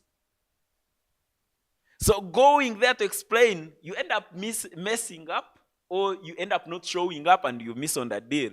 But if this guy is like, so tell me, which events have you covered? Henry, send me the links. Henry sends you the links, even when he's still here. And now that we are live, the guy may be like, even right now, we have some gig that we are working on. Here is the link. Check our sound, check our network, check our cameras. Some people offer white label services. And recently we launched our bulk SMS portal, Digtech SMS. I tried outsourcing here in Mbarara. But these guys were mean. They tell you this. I'm telling you, me, I want to be your reseller, but I don't want to sell your brand. Craft me something that is in my brand, but you will be my supplier. You will be having everything, the back end, whatever. You'll be having it. These guys are like, give me 5 million. I was like, what? On top of selling your services. Then I got some other guys. They were even too cheap. Okay, I'm not saying cheap in the service. They were too affordable. The platform took a week. Now it's there. The only thing missing is automatic payment correction. Messages we can send. Can go there, create contact groups. Like send messages like any other platform. Now I can easily market bulk SMS services under my brand Digtech. So I'm getting some money and the other one is also getting some money. But who has that platform? Someone who is a graphic designer by passion and an accountant by qualification. No coding knowledge there. Some guys in the control room, I know they have produced softwares and other applications for other guys who are claiming ownership. So they are using leverage. You may find a person like Ivan, he may be like, my dream is not to build a brand. My dream is to do what I like. It benefits you. So you're like, okay, so can you have this? I front it as my brand and take it on? It's like, yeah, you can. I wanted to acquire this Send Me app. Who knows Send Me app? Did you try using it during the lockdown? The innovator said the app is still there, but where he failed is the business management on ground. He could not manage those border guys. So he was like, any person who can manage the business ground, we can partner. The ground business, rather, we can partner. Then we see how we can get. I'm telling you the business opportunities. You can even agree, you'll be like, now don't call it Send Me app, call it another name that is mine. You agree on some other things. You take it on. You start selling it as your own. If you don't want to sell other people's services, definitely. But then, there are people who will be like, since MTF Baker is already known as a graphic designer, if I can use his name, I can easily get clients. There are also people who are like that. Depending on what you're building. So, you use digital marketing. It's easy. It will sell you faster. It will make you cross borders in no minute. And it is affordable compared to other channels. Let Ivan tell you how much they will charge you for a 40-second advert. And compare it with a 40-second reel that you'll create and share on TikTok, Facebook, X, everywhere. It's not comparable. The list is 30,000. You're going to see per play. Every time you play 30. You want 10 times? That's 300.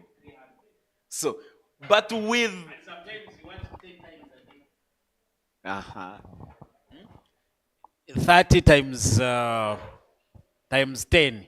If you want 10 adverts per day, that's 300,000 Uganda shillings you're paying at the radio station. And then TV is even more expensive because it can be like 100K. It can be like 100K sometimes per play. So you can compare that with your $10, which is approximately 38,000 around there. You can run ads and target people in Mbarara, and you reach up to maybe like 7,000 people. We are always running ads. You run an ad, you get like 30 leads. Out of 30 leads, maybe 5 people convert. But remember, one person that converts pays the whole marketing, the budget you had to run those ads.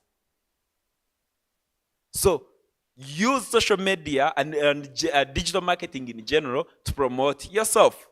Then, linking all this we've talked about to AI. I want to tell you that AI has been there. It has not come today. It's just that many people have now picked it, have embraced it. But it has been there. But limitations like low internet penetration, maybe limited access to devices. It's the one that maybe did not popularize it.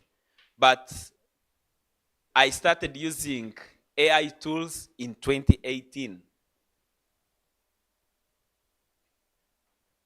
So if you're there saying that AI has come to take our jobs, I must tell you that clients have increased ever since we started. AI is not coming to take your jobs. AI is coming to help you do your job better. Like they have told you, when you're starting, your budget is limited. Don't have much to spend on all that it takes to build your brand. You can use AI to your advantage. AI can help you in productivity, in improving your productivity. Let's say time management, task scheduling, maybe content creation. It can also help you in making money. When AI came, or rather when AI tools dominated, we had the rising number of AI agents or AI assistants. We have people, even if you tell them you can generate a Facebook post caption with ChatGPT, they will be like, help me, I don't have time. So AI is coming to help us do it. Like today's been Valentine's Day. I had to work on around 15 flyers for different businesses. If I was to think of the captions to use, I would be exhausted maybe on 7. But with content creation AI tools, I can be able to generate even 150 captions in less than a minute. And my work becomes faster. As a graphic designer and a digital marketeer, I embrace it. I pray that more and more tools come in so that my work becomes better. In web designing, sometimes you'll be there, you'll be like, yes, you know the skills, you know how to, code, put a contact box, put an image, maybe link this, but you don't know when you're supposed to use that. Just like a case where we have UX designers and people who do real coding. Like you have to follow the UX designer's layout and you code what he has designed. We have websites that help you on that. You go there, you want to build a website, it's about this and this. Maybe it's a company that's giving these and these services. It generates a dummy website for you. So on the home page, I'm going to put a slider, maybe followed by the icons about services that are linked to different service pages, maybe a contact, whatever. So when you have that idea, you're like having a UX designer for free. Now it remains with coding. Instead of waiting for 2 weeks from a UX designer, in just a minute you've generated a layout. And then for people who use WordPress themes, it becomes a walkover. Of course, it has also its limitations. That's why Ivan told you that AI itself cannot complete a task on its own. Tell AI to build this building. It cannot. Tell AI to, press the camera on that position. It will not. What AI will do, maybe you will tell it always rotate whenever I shake my head. But still, I'll be the one to tell it, follow my head. You won't come here and AI tells you, sit there, sit here, now I'm changing this. No, it will still need an assistant. So embrace it. In your productivity, let it help you to schedule your work. Before I sleep, I schedule my work, my time from 8 a.m. up to 6 p.m. When I'm finishing the task, I'm thinking. When I'm forgetting, it reminds me. It shifts to another whatever. There are tools that can help you. Exactly on that. Maybe you could share with us those tools that you use in digital marketing and those tools that actually help you to make your work easy, both the work of graphics designing and digital marketing. Thanks very much. There are some people that attended my training, but I think it's some time back. Some of them I shared some of the tools that you guys can use. Let's say if you want to, design flyers. Today is Valentine's Day. Maybe you want your brand to be pushed out there. A biggest percentage uses Canva. But there are other apps. Of course, Canva has also, it's a freemium product. Like it has a free whatever and a premium package whereby the services are limited. But you can use Canva, you can use Flyer Maker to design those flyers. And much as I use the other software, dedicated design softwares, there are times when a client needs this thing, rather a design, urgently, and I'm not on my PC. So I have my clients that I usually work on. I have their templates even on the phone. Maybe I have their logos and the footers. If they need something urgent, I use maybe InShot, video editor. It can also edit flyers. I import those logos, those contact footers, then design a flyer and send to the client. Remember, like we've said, the AI tool is to help you do your work easily, but it doesn't do the actual work. It's the content from your head that will feed in the AI tool to help you.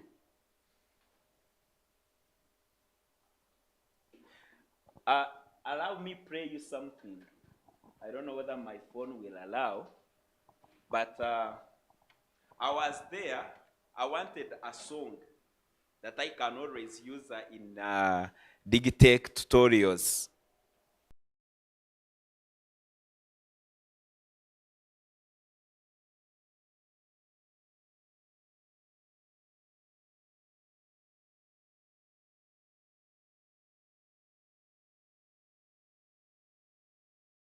You're watching EYIT TV.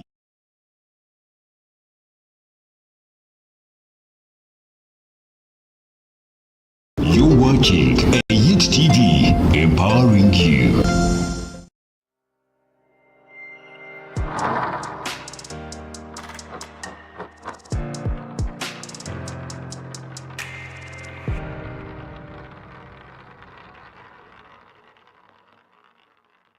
You're watching EYIT TV, empowering you.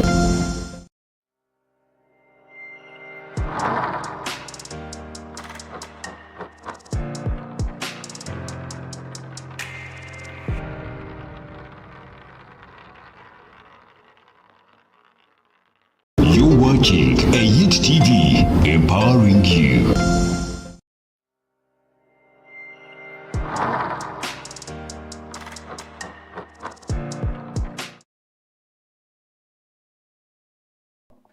And it helps you, generates beats and the rhythm. I'm looking for the song.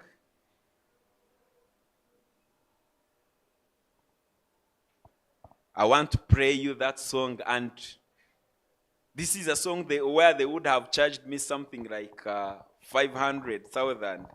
That's if they are my friends. People, when they know they are working for companies, they try to make it expensive.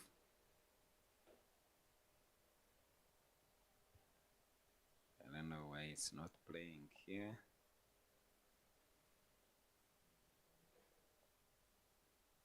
Maybe. Aha. This song is generated. In a world that's moving fast, don't get left behind. Your business needs a voice. Let your brand shine. From websites built with care to clicks that turn to gold, we craft your presence, make your story bold. Rise online, let your brand be seen. With Digtech, we turn dreams to reality. SEO design and social reach. We can stop there. Now, I used the AI. I wanted something to always use in my videos, like we are covering behind the scenes and whatever. So I used ChatGPT to give me the lyrics, then Sunu to come up with this song.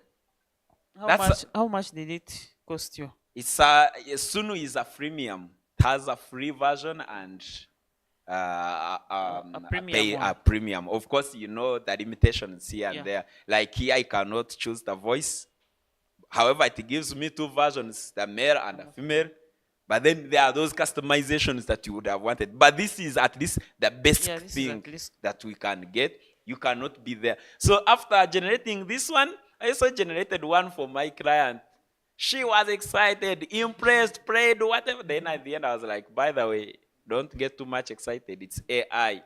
She was like, whatever. So it means if I had told her the artist is going to charge me 200K, maybe she was going to be like, it is so abrupt, let me give you 100. Something that I developed for free. Now, we have CapCut. It's a great tool that can help you edit videos with limited or basic knowledge. I also use CapCut. It has good filters, good features, good transitions. It can also help you have that automatic, those automatic transitions. If you're not like Henry, who can do it manually in the software, you can do it from the other, but it doesn't mean that you have exactly what Henry can produce, because Henry has full control over what he wants to produce. But for you, if you cannot afford paying Henry, there's no excuse for not pushing yourself out there. You can start with the basic. What matters is pushing the story out there. Then the quality will come later. Kasuku told you that when he was building his channel, he started with a phone. Until he reached a point where he can afford a camera. You get me? So being a social media manager, or being a social media handler, is easy now. Because you got ChatGPT, you create captions. If you don't trust your English, you create captions, you come and customize a few and post. We have scheduling platforms for people who run multiple social media or digital platforms. Like you post in one platform, then it pushes to other networks. We have Buffer. It's an app. It's there. You can subscribe to it. Of course, it has a free and a pro version, but with a free, it's better than having nothing. Instead of switching from this app to the other one, from the other one to the other, no, you'll be like you post once and it shares. Then we also have image generators. Sometimes this client doesn't have an image that you want, but they are telling you they want a good flyer. Use apps like Copilot. Even Meta AI can generate photos. Of course, they have pro and free versions. If you want the best, you can use some guy at NBS. I think it was Heroes Day, the last Heroes Day. He generated all the photos for NBS brands. Then he showed us the commands he used to generate those photos using Midjourney. Who knows Midjourney? Yeah, it's an AI tool that generates photos also. But they are more realistic. Like, if they don't tell you that it's AI, you won't tell. But even with these free apps, if you're good at, giving it the exact commands, it can create for you something that is average. It's only a graphic designer or someone who uses them that will be able to tell that this is an AI-generated content. We have other image generators like Copilot.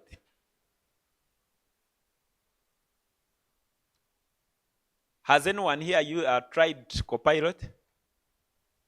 Yeah, it can generate images.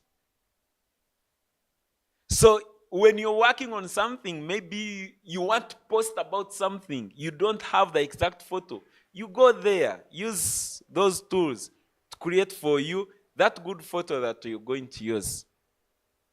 One time I had a client in Canada. Events in Canada are somehow different. That if you want to host an event, you must register that event. You also must have to have a website in place before they can give you that permit. So this guy was like, I want a Ugandan lady with a Ugandan flag, but I don't want to pay an existing person. We struggled until we had to try using AI, and we generated that photo. So embrace AI, like how my friend was saying. It's not your enemy. It's there to aid you. What they can do, they can reduce on the number of workers. But then there's that human touch that will still be needed. Right now, most of designers, we use design templates that are also in these free softwares and platforms like FreePic, Canva, and all those platforms.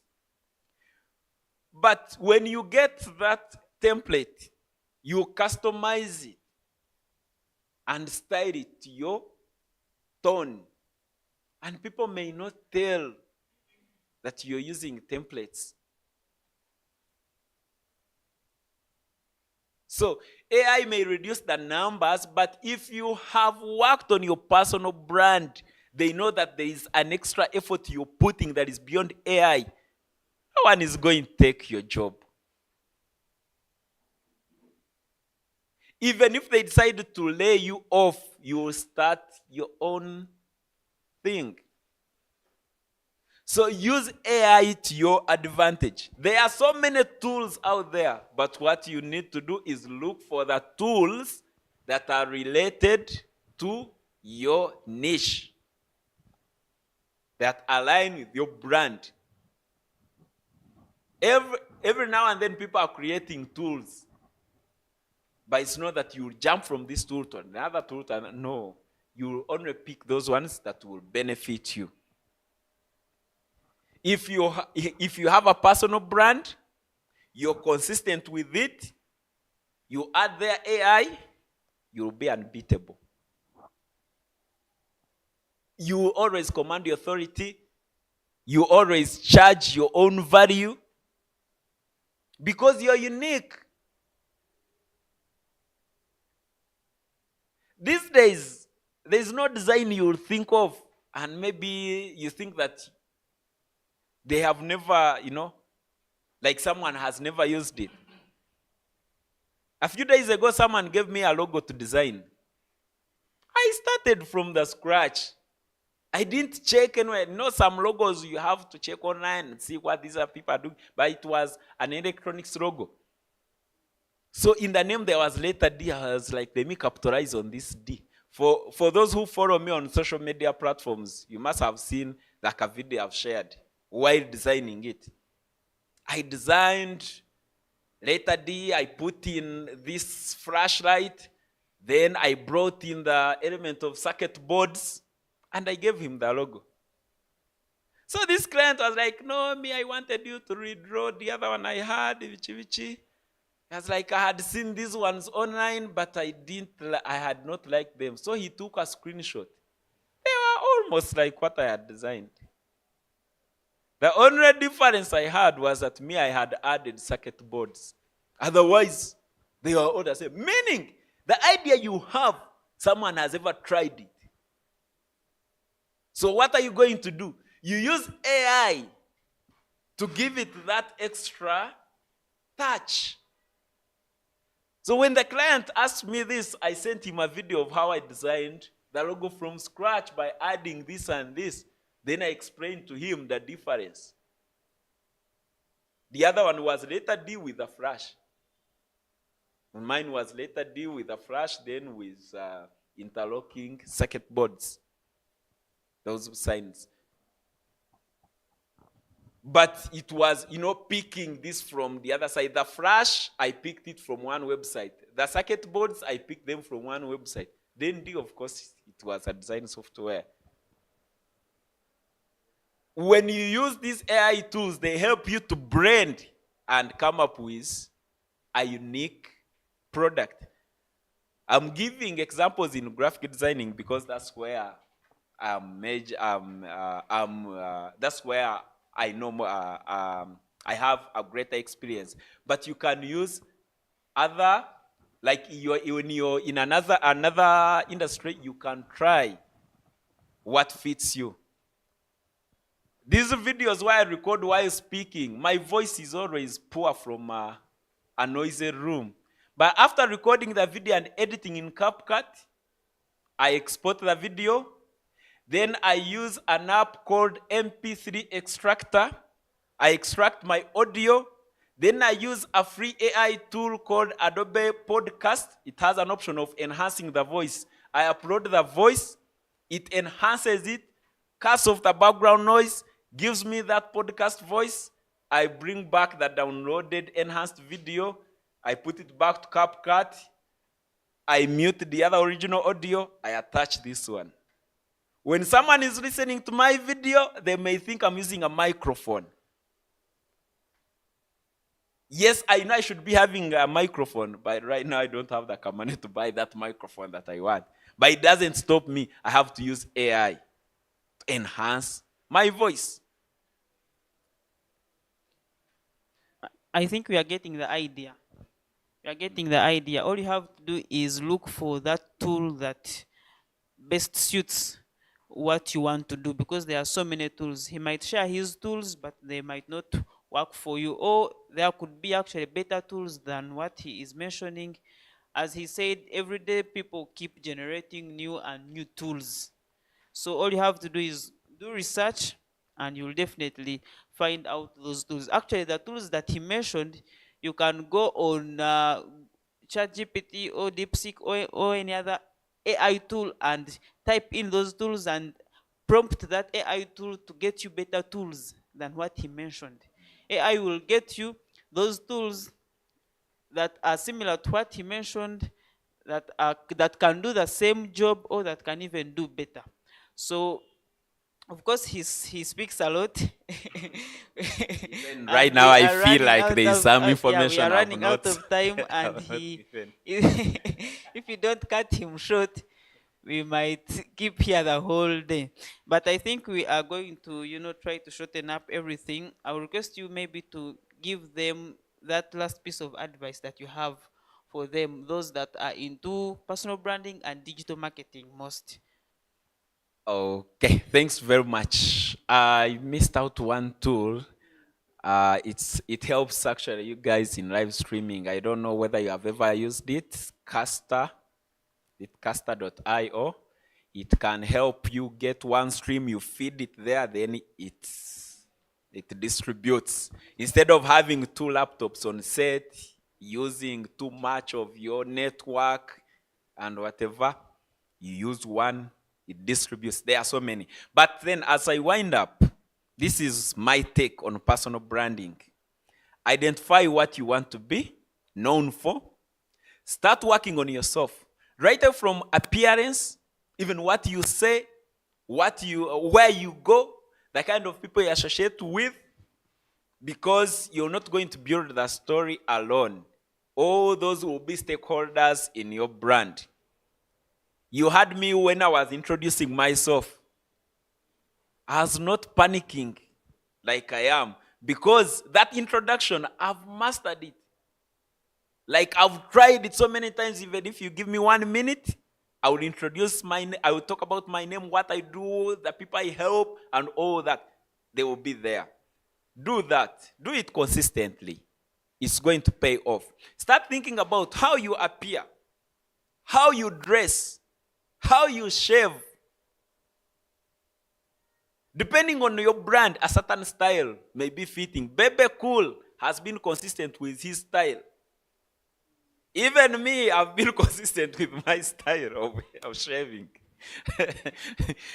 Those ones who know me, my socials, I have one DP that is across. Even this time, Henry was like, which photo should I use? I was like, which photos have you always used? I want it to be consistent. If you're known to be this person who is always in these gentles, if that's what you want to be identified, always be in that. Always appear like that. Me, I'm fronting Digitech. I can never, even when I don't have a Digitech uniform, at least an ID will be there, or a notebook will be there to talk about it. Little things.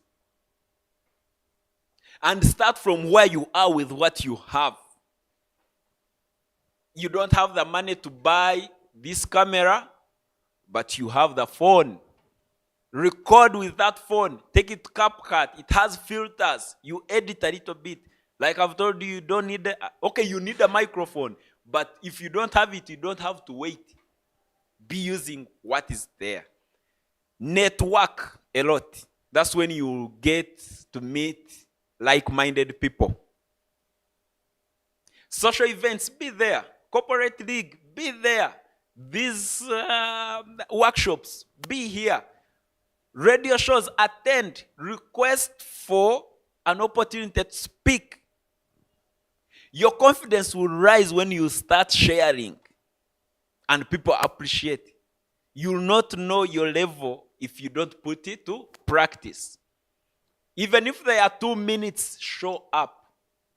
When they tell you to introduce yourself, don't say, I'm empty of bake and sit. People are not interested in your name. They are interested in everything around you, and maybe they would want to take an advantage of it. So when they tell you to introduce yourself, depending on where you are, talk about it. When I'm in church, they tell me to introduce about myself. I will even talk about my wife and kids. But here, I will talk about Digitech and the services. Never should you ever stand up and you just mention your name and sit. You will not have introduced yourself. If you are to realize there are other people with same set of names, especially those that are Simwes, Atuhires, you'll find even in class, you're 2 people sharing same names. So if you don't add there something, you'll not be differentiated. Embrace AI tools. Use internet to your advantage. The world is evolving so fast, like what is present today. How many days have we interacted with DeepSync? Few days. And I'm told there is another AI that is coming that is stronger than that one. So it means the world is moving so fast. Before you shift from ChatGPT to DeepSeek, there is another one coming. So you must stay updated. Then don't remember what I told you. Once you have decided on building yourself, fake it until it's real. Start manifesting that successful person in you right now. Start seeing yourself as that person. Because if you don't fake it, nothing will compel you to make it. Look around when you said you are a teacher and they were like, okay, tomorrow we want you to teach these kids. The whole night you will be making research because you don't want to lose out. And by doing that, you're empowering yourself. If you just keep quiet and you're like you're working on it silently, it won't work out. First say it out, then be tasked with proof. That's when it will work out for you. Then, of course, like they have told you, there are so many. I can speak for 2 days. So if you need me, I'm MTF Baker across all digital platforms. Tap on me, I will respond. Then physically, I'm at Grand West Arcade level 2 along the High Street. So I represent Digitech Solutions Hub. It is also Digitech Solutions Hub across all the platforms. Besides that, I'm a Rotarian. I'm a national fan. I'm a husband and a father, 2 kids. I feel like that's what you should, the extras that you should know about me. Thanks very much. All right. Thank you so much, MTF Baker. I think it was insightful. Very much insightful. We are running out of time, so I will allow in the next moderator. And like MTF Baker, who is an Arsenal fan, the next is a Manchester United fan. Is my colleague. I'm also a Manchester United fan, though sometimes I switch to Manchester City. Yeah, but I can't switch to Arsenal. I can't. So the next moderator we have, he is a ground marketeer. He's a digital influencer. He is a night host and marketeer at Soho Terrace, one of the best hangout places around Mbarara. He's an event planner and organizer working with D3 Concepts. And lastly, he is a presenter here at EYIT TV. Actually, if you stay tuned in, you'll watch his show at 5, which is the Western Top 10 Countdown. So allow me introduce once again Ssonko. I call him Ssonko. Promotions, but he can do better at introducing himself. You're very much welcome. Thank you so much, Mr. Henry. Good afternoon, everybody. My name is Ssonko Mansul, or Ssonko Promotions as a brand name. As Henry said, I'm a ground marketeer. I'm a digital influencer, and I do events planning and organizing.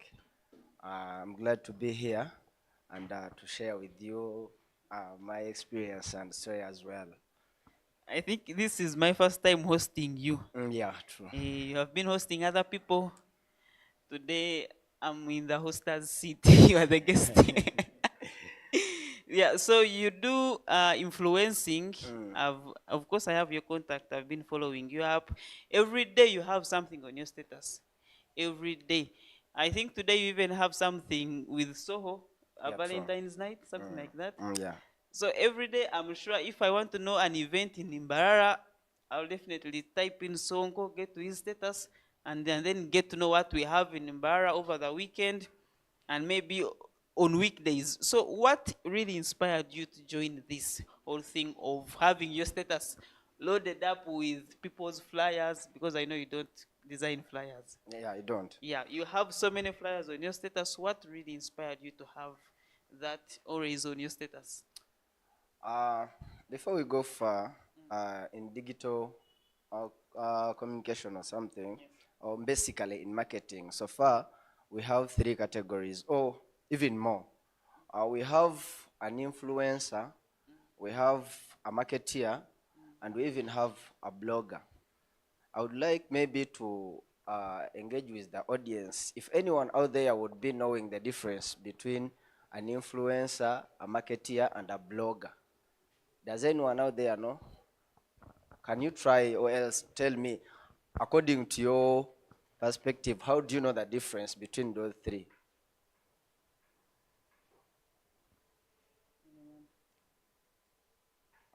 Of course they know, because they know. Okay, I think Don't feel shy, you can share with us. You want to? according to how you know it. Eh? Mm.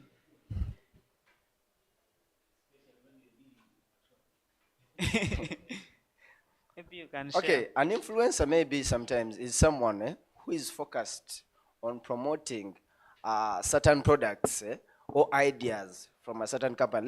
Let's say I'm influencing for EYIT.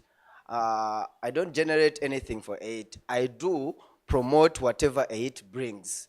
Let's say EYIT does the top 10 Western countdown. My role as an influencer is to let people know what is EYIT and what does EYIT do what does EYIT do. I have to tell them every Friday EYIT has the top 10 Western countdown. This is the link. They be talking about this. Share the, tap into the link and you watch the show. That is the role of an influencer, to make awareness of the brand or the products of the what you're marketing. Then a marketeer is someone who brings some marketing strategies. Let's say I'm marketing for Soho. If I wake up one day and I'm like, we are going to do a Friday, I might talk to the boss and I'm like, you know what, to make a Friday better, we should bring some promotions. We should say, like, today we're having a promotion on this, the pizza, the drinks or something. That is a marketeer. You bring out some marketing strategies and ideas for the company so that you make what? You make what you're marketing visible to your followers or to the audience. Then a blogger is someone maybe sometimes who is focused on a certain topic. Let's say you're a political blogger, like the hashtag Katos and something. They always focus on a certain topic, like how Mr. Baker was saying, we have these, the opposers or something. You always focus on a certain topic. You make analysis on it. You even bring people that can also add on what you're giving the audience. You understand? You can be an entertainment blogger like the SB4s, who even put in transport to go to Masaka to look for those people they have been talking about on YouTube or TikTok, to make sure what they are saying is right or what or wrong. And when they find it wrong, they apologize to what? To the audience. But that is a blogger who focuses on something until he reaches on the ground. Then the marketeer, you bring in some strategies and you're like, if we are to make rains all good, let's write nature creates the difference. So that people can look, hey, this water is from the nature, so let me do what? Let me drink it. Then an influencer, you market whatever they bring you. Even if they say, I'm using example, right now in this building, we have products of Fanta, that is Coca-Cola, we have Pepsi. But everyone is taking a different, one is taking Fanta, one is taking Coca-Cola, one is taking Pepsi. So the influencers of those products, they made sure they can tell the clients, Fanta is sweeter than Pepsi. So it is up to you, the follower, to choose what you do, what you will like. I will either take Fanta, or I will either take Pepsi, or I will take what is available. Because they are all what? They are all sodas. And someone will be like, man, don't take soda. It is, man, you understand? I will take water. The influencer is just to do what? To do that. So back to your question. saying what inspired me to take that road. I think it was because right now as I said, I'm a blogger because I have a podcast that happens every Wednesday and Saturday, but most times it is always focused on entertainment. I'm a presenter here, but my show is on entertainment. I'm an influencer, but as you said, everything you see on my status, whenever you want to see what is happening in town, like most happening things, it is always what? Entertainment. So here comes your reply. When I was in Form 6, this guy Ivan, I used to host a youth, it was called? No, not youth, the other talent. Western Uganda's Got Talent. I think the first edition was in Ruti. I came there. So my passion was maybe to be an entertainer, or either an artist or a comedian or a dance or something. You understand? So when I went to Western Uganda's Got Talent, I tried some talents. I tried to be a comedian. Wait, you were participating? Yeah, I was participating. Okay. I tried being a comedian, smart, trying to be like this D cool or something. One of the judges told me, "You're not bad."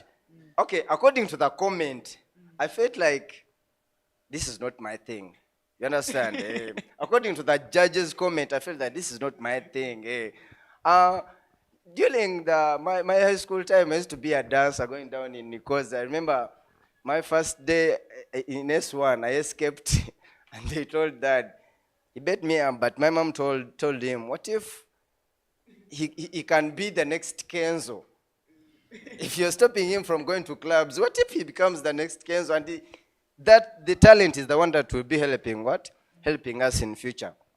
But I tried all those dancing. I used to write songs with I had my friend from day one, Derek. Derek actually produced some 2 songs. Now I could write, and then I'm like, but how can I go to the studio and produce this thing?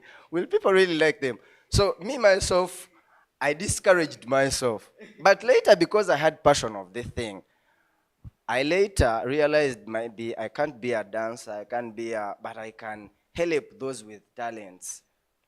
Thus, being a promoter, Ssonko Promotions. I wanted to be in that circle, in that category. As Mr. Baker said, even if someone comes and is like, help me on my WhatsApp, it is misbehaving. They believe that's what you can do. That's what you can do. So I realized my circles are moving with the entertainment, but I can't be that one. You can't I can't be that one. So me and Derek, we started with those things, helping some artists. When they have a flyer, we post it. They can give you like 5K for data for posting it. Okay, we are lucky that during our time, we had already got those smartphones. So at the end of the day, when the event is there, me being backstage and I say hi to a celebrity, I feel like I've made it in life. You understand? So that passion of being that, however much I realized I can't be what I wanted to be, pushed me to what I am today, being an influencer, working with events, and thus branding myself to what I realized that I can do. Whereby even now, even if Kenzo is coming to Mbarara, they will tell him, if you don't deal with Ssonko and this one, your event won't be what? Won't be successful. Well, and thus making Kenzo maybe talk to me and is like, I want to organize an event. What can I do? How much will it cost me? That is Kenzo asking me how much I want to help him make his concert successful, or to help him push his song. You understand? So in that way, because I felt to be maybe an artist or something, I've managed to manage some artists. You know that, Henry. I've been a manager for certain artists. I've organized events. The Environment Carnival, I've managed the artists like Emily Chikazi. So I believe in whatever way or whatever life you live, whenever you do something with passion or you want something, you can at one day reach where you want to be. Yeah. Okay, thank you so much for sharing that. That was a brief background. A brief background of how you started. I know it is a long story. Yeah, it is if very you are long. but you just helped us and broke it down so that we can get an idea. So we have so many people Let me use myself as an example. Can I call myself an influencer if I keep sharing the content that maybe EYIT produces? Who is an influencer? Is it anyone who keeps sharing the content, or you guys, how do you do it so that you indeed become that influencer? How do you do it so that if Kenzo wants to come to Mbarara, Kenzo wants to come to Mbarara, then they will definitely contact Ssonko. Yet I can also do the sharing every day, anytime. How? Henry, Mr. Henry, thanks for that question. We all believe everything good takes time. As I've told you, before I even became Ssonko Promotions, because Ssonko is my name, I didn't brand myself to be the DJ Chicken or something. I remained as Ssonko. But before, I had my friend, like we had a passion of being all this what we are now. I'm bringing to what you asked me of being an influencer. Me and Derek, before becoming all this, I was maybe trying to learn the skills. As Mr. Baker said, whenever you want something, associate with people that can make you reach where you want to be. I always have some upcoming DJs. Someone can go there and learn DJing and something, and then he comes and asks you, Ssonko, how can I be like, maybe, let me use an example like DJ Banks. I'm giving the example of Rhythm Select or something. And I'm like, oh, DJ Mats. And I'm like, if you really want to be like DJ Banks or Alberto or something, if Alberto also shares you his story, he was once a bag holder of a certain DJ. You understand? He used to hold the bag of a certain DJ whenever he's going to work somewhere. Alberto holds the bag, reaches there, do the setup. He stands there and sees how the other top-notch DJ is doing it for the crowd.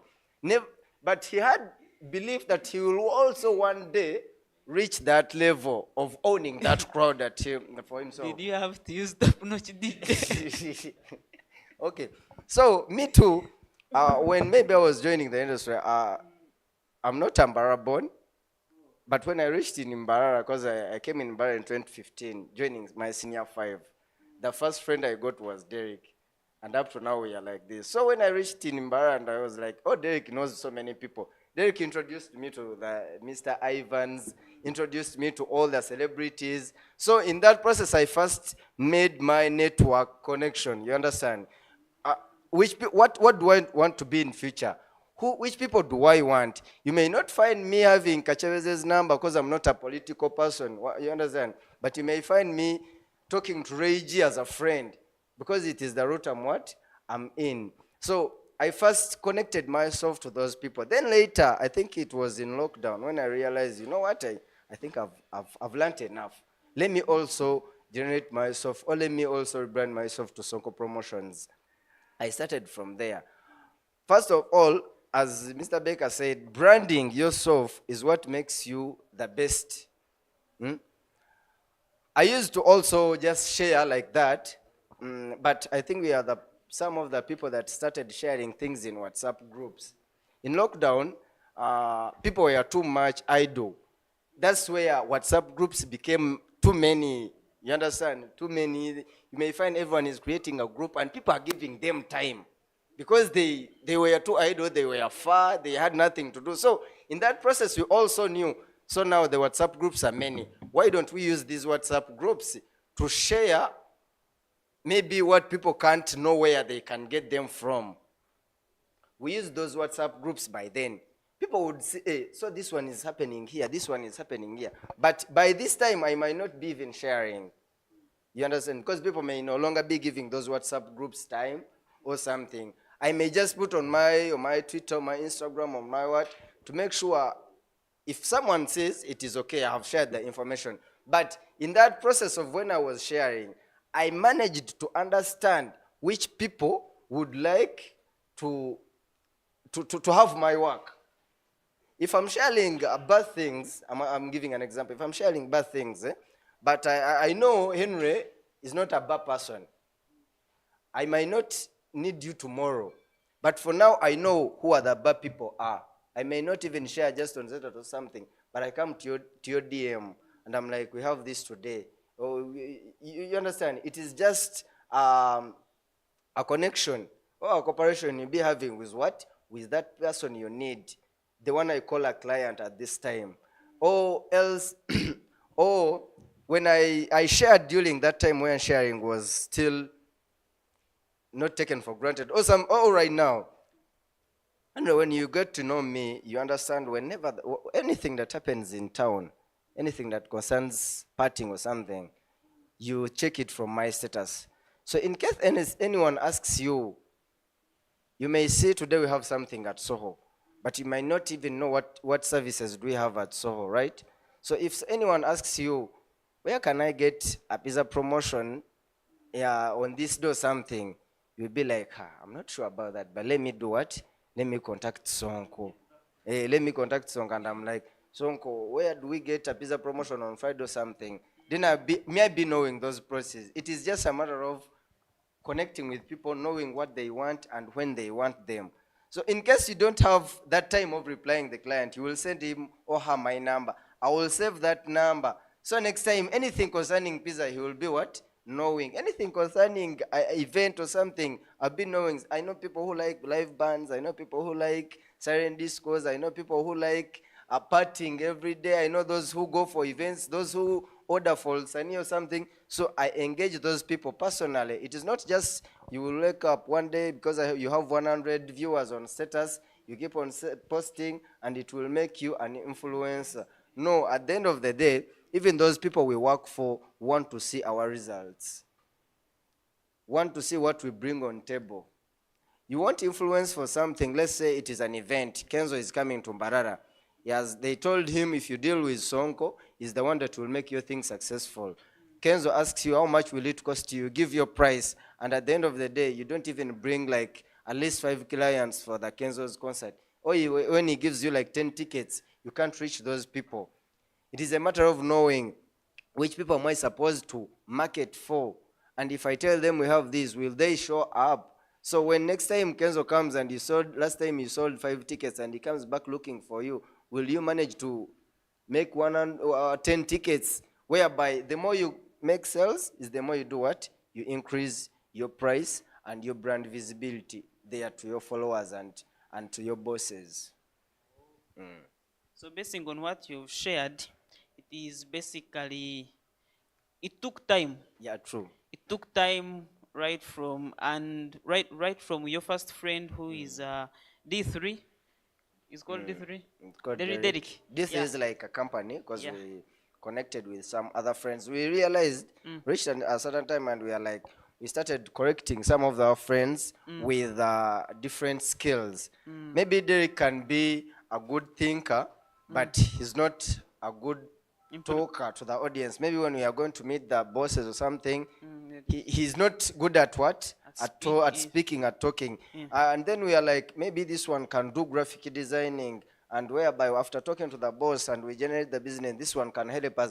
So we collected a team of 5 and we named the company D3. D3 is not a person, it is a company. The other one is called Derek. Oh. Yeah. Okay, I think I needed that clarity. And for those who are also calling Derek D3, then now you know that D3 is a company. So I've got to understand that it took time and it took you connections as well. You had to connect to these people so that you can get to know them. They can also get to know you. And over time, you grew your brand. Yeah. You can now call it your brand, so that in case anyone wants to know anything around Mbarara that is under the entertainment sector, then you are the right person to reach out to. So in everything that you have shared, I noticed something, and that is the concept of, at the end of the day, when you have talked to let's say Kenzo, we have used Kenzo today, you will give him your budget, and he will either approve it or you will negotiate and get to a price. Have you ever turned down any project from a client? Yeah, so many And times. so many times. Was it about how much they were offering, or they wanted a lot of services, or the services were above what you could offer? It is always most times on what they are paying. Because I'm sure if Henry, someone comes here and he knows you're Henry, you can do videography, you can edit, you can do photography, and someone asks you for a drone coverage, and you don't have the drone, you can clearly tell that I'm sorry, I might not do what? Have the drone. Maybe if I can get you someone else, you understand? Or I can get it from someone else. Or you can partner with that person as long as you all agree on a certain money. Okay, let's say someone wants the drone coverage in your services, and he gives you the money. You will hire a drone person to do that. But most times why we turn down some projects is when we don't agree on a certain money. Because I'm very sure any services can be offered as long as we agree on a certain money. Even if I can't do something, as long as we agree on money, I can hire someone to do that for me. As Mr. Baker said, there are some things you could do in some time, but you could tell DJ Mats, help me on that, or do that for me or something. Maybe where he was still better, I mean, Mats when he was still better than what? Well, than Mr. Baker, he could consult him, help me do that or something. So as long as we agree on a certain payment and I see it is worth it, the job, even what I can't do, I can hire someone to do what? To do it, as long as the client gets full services. But most times why we turn down some projects is by not agreeing on the payment agreements. Oh. All right. So you, based on what you've said, you have worked with individuals, you have worked with companies, you've worked with organizations. How do you get those gigs? Like, do you have someone who connects you, who connects you there? Do you have influencers who do that part as well? Or you go there yourself and do it? This comes back to what all the first moderators were saying. This is all about branding. If I may tell you, Henry, I don't think I've ever went to a certain company or to any boss asking for a job. I'm being so much honest with that. I've never reached any company or any boss asking for a job. But Actually, I be there. maybe to cut you short, even here at the EYIT TV, someone recommended you. I've actually spent 4 years. I've spent 4 years working at 8. I think the very first people we started with, I'm remaining with Henry and the CEO. Others left us. Yeah, I'm remaining with Henry and the CEO, others left us. But I've spent here 4 years. But I never came here to ask for a job. Someone called me here, I came, and when I gave what you expected from me or more, you guys decided to do what? To keep me.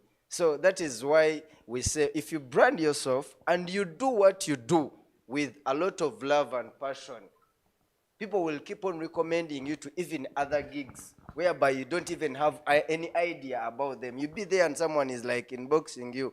They told me you're better in this. Or can you do it? They already told you. Why even have to ask me first if I can do it? Yeah. Money will come. As long as they did what? They already recommended. Because me too at first, I did all I'm doing for money now for free. I did all I'm doing right now for money for free. Oh, they used to give me a tip. A tip. Someone gives you over 2K as long as he appreciates what you've done, and you're like, okay, it's okay. You understand? Because by then maybe I was doing some other things, but giving me a 2K, it could be an appreciation, and I could feel what? Appreciated. But right now I'm focused on it. When you call me, we bargain business. You understand? But when I branded myself and did what I did out of love, I've never asked for any job. People call me. I don't even know those who recommend me. I don't have influencers that will push me to make people know. But because maybe I'm a marketer, I first marketed myself. And what I can tell you, everyone, in whatever you do, right now we are lucky that we are in digital era. In this digital era, everyone has become a celebrity, or everyone has tried to be better of what he does using his own marketing skills. We've seen artists. We didn't know that they are artists just by recording sample clips, putting them on their TikTok handles, and then they become artists. We've seen content creators now. Tenge is now in Dubai chilling with. He has gone in. He has boarded many planes more than most of us here. You understand? So even if you're a graphic designer, you have a phone. You're the first person to market yourself. It is a Valentine's Day. At least use your own pic. Wish yourself a happy Valentine's. Post it. And when someone asks you, who did this for you? You're your first customer. You understand? Use your all social media handles. These social media handles, this thing is just, as he said, it is consistency. You just post, you never know who is going to view, who is going to be a client, who is going to do what. It's not, many apps are there right now. We have the threads, we have the Snapchats, you can't fail on all of them. You can't fail on WhatsApp and fail on Snap. At least you get where your focus is.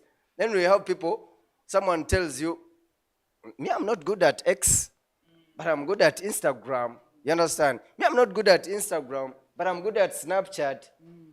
So, on all those social media handles that are in the world right now, you can't fail where to focus. You understand? And when you focus there, be your first client. First brand, first market yourself. Because me, I also marketed myself at first as Ssonko. I did some t-shirts, I got connections, I could post, and then other people post call for me. You already see, when I did a fly of Zone Gadgets, it was trending. When I broadcasted this of podcasts, it was trending. You understand? But it is you to first promote yourself, and then others will do what? Will also help you on that.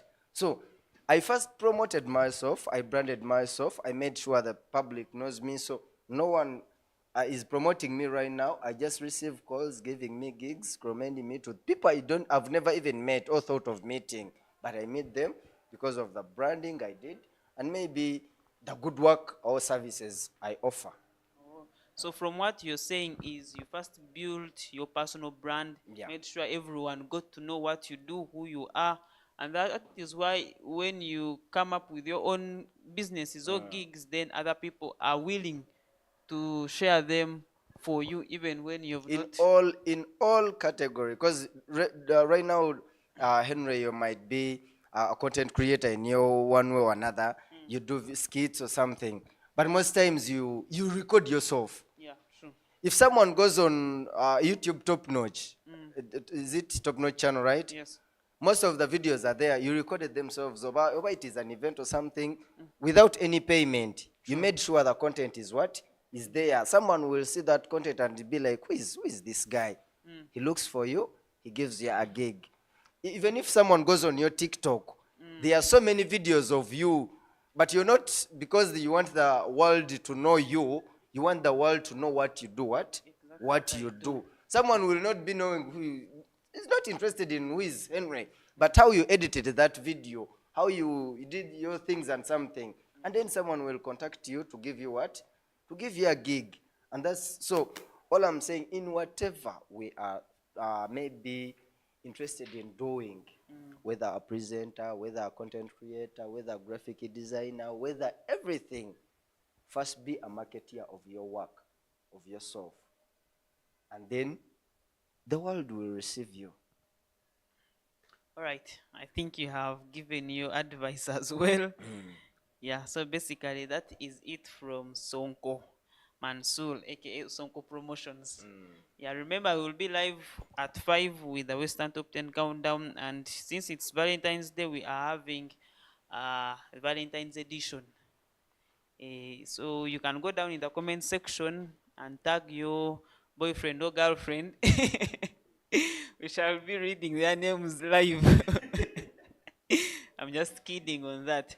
Anyway, thank you so much, Ssonko. Now we are left with only one more panelist, and I will invite Ivan once again. He will just take us through the legal legal aspects of digital communication, basically what you shouldn't post or how you should post it, concerning maybe copyright here and there. It will be very brief and short because it's now 1 and we had promised to be done by 1.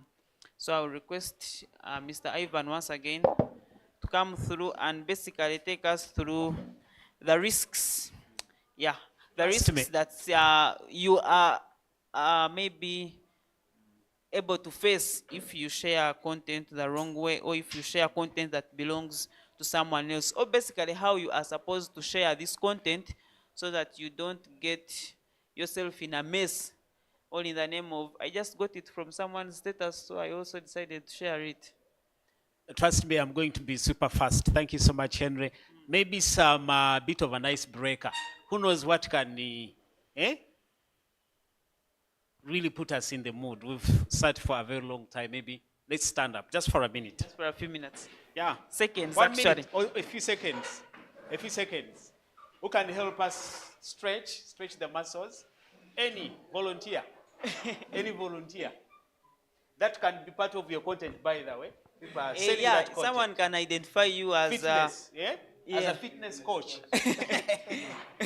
or a team building Yeah, exactly. person, something It's like a that. big industry that can also earn you a living. Eh? That's true. The lady can help us. Give us something. Give us something. Eh? Shivan. Shivan, give us something.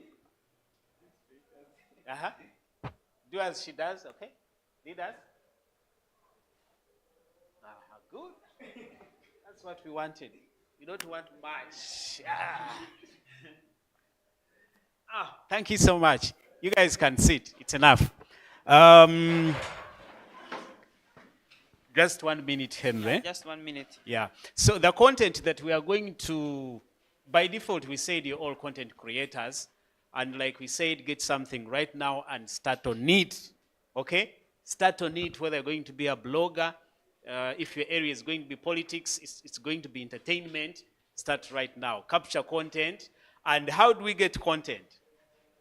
Me as a radio personality, I always talk about radio. Our biggest source when it comes to criminal stories, stories that involve crime, a person has died, or maybe a person has been killed, it's a murder, we don't jump on those stories. Our biggest source is police. Police will give a statement, and then we can run that story on radio. Because if you wake up one morning, because your friend has posted that Ivan has died, you jump on that and also start sharing everywhere on WhatsApp. The man is gone. The man has died completely. Gone too soon, eh? And then they tell you the man is alive. You as a content creator, really, eh? You'll feel small. And sometimes people will no longer now trust you. Your source can't be trusted. So get stories from trusted sources. For us, we use the BBC also, the newspapers, and then we use police for the stories where we can't be. If there is a scene, maybe there's an accident, I can go there and capture a story and even record what's going on. But these are the stories you're just going to get from other people. So verify the source. Verify the what? The source of the content. The source is where you're getting your content from. If it's not the content, for example, you're teaching, and because even when you're teaching, you have some research that you do. Either you're using AI or you're using Google, but make sure you verify. If you have a story, if you hear that someone has died, before you break that story, you verify. You can put in Google and find out whether Ivan has died, okay? Then you'll get so many sources. If NTV is saying that, if BBC is saying that, if which other source, if EYIT TV is saying that, then at least you can verify and know that all these people can't lie, eh? All these people can't lie, but you're the only person with a story running it, eh? You know that there is a what? There is a problem. There is a problem. And then for the pictures, we're talking about the pictures and videos, where Ssonko or EYIT TV is going to have its video. You go to their page and start sharing it without their consent or without their permission. They can sue you and you can go to court. And then you pay for damages. In journalism, we have what we call defamation. Eh? If you talk about things about me, when you have not verified, I can take you to court and you realize that it's not true. You can pay me for damages. I can say, this person has damaged my whole career. You can bring down someone's whole career. Becca's career is completely down because of your story. My tip as I finish, as content creators, I don't like content creators who bring people down, the reputation of others down. Let us respect each other. Don't bring out the pictures of children, the minors, sensitive pictures. Someone is very sick.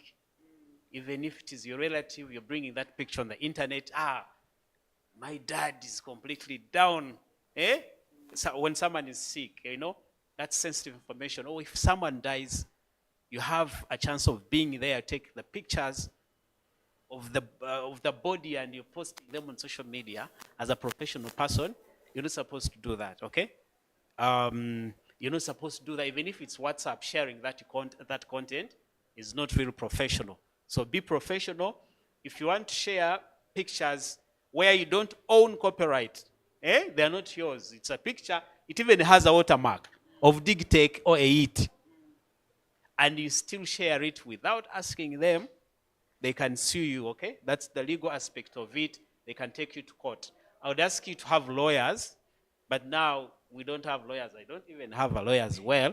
There are very few people in Uganda with lawyers, but content creators in the world, musicians, have lawyers. If you want to sue him, you'll say, okay, speak to my lawyer. Speak to my lawyer. But, you pay them. Which money we don't have here. We don't have lawyers. But we are saying for now, be careful with what you post, with the content that you share it. Make sure that it's yours. If it's not yours, ask Henry, can I please share this video? Because I see it's yours. Then you'll agree and he will allow you share it. If it's content, this man has designed his graphics. He even has his watermark. He put in a lot to design his work, and then you're sharing it without his notice. Then the legal aspect will come, okay? They can sue you. So verify the source of the information, find out whether it's true or not. If it's not true, you leave it. And don't bring people down. Empower people, I am a person who runs an organization, youth empowerment, empowering youth in technology. That's EYIT. If you are a product of EYIT, and then you're the person bringing other people down, build the community. Come out with content that is going to build your community. If it is politics, still politics that builds the community. Pushing for accountability of the leaders. If the Katete Bridge is not okay, and you also realize, you can push for accountability, okay? That's building your community, okay? You're not bringing anyone down, but you're not attacking individuals. Don't attack people. These days I go to TikTok, and the whole video, someone is abusing people. Someone is abusing you from the start to the end, and very hard words. Even abusing parents. These guys are using very, very hard language on TikTok, real. So please, don't do that. You can still produce your good content, you'll have a big following without bringing anyone down, without abusing anyone. Yeah. I think that's it. Thank you so much. Welcome. Yeah, and I think we can give our panelists a round of applause. Yeah, thank you so much. It has really been insightful and educative as well. I'm sure we have all been able to grasp one or two. And maybe I can take this time, just these few minutes, to have in some few questions. Just a few questions where you feel like someone has not been able to fully explain on a certain topic, or you have a burning question that you have been with concerning digital communication or how to use these digital tools in this digital age. Anyone? Should I assume we have all been able, or you are all satisfied with what has been shared today? Okay, I think they will share their contacts in case you want their services, or in case you know someone who will want their services. Yeah, they will share them shortly. And for now, I will request one of us to at least give us a vote of thanks.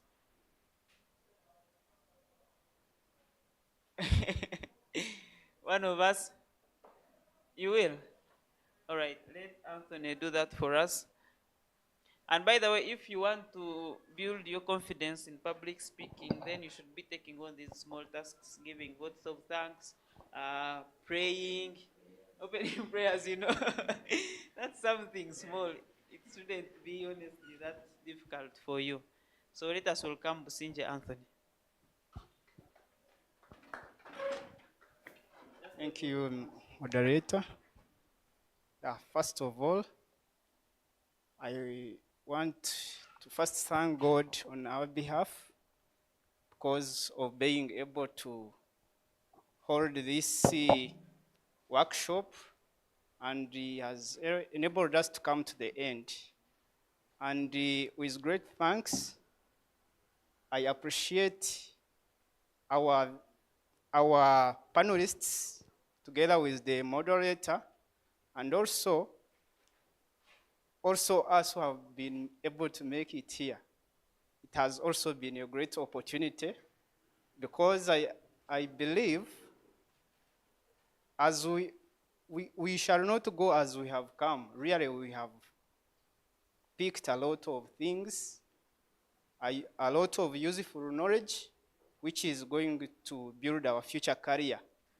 And our dear panelists, I would like to assure you that really this workshop has not been useless.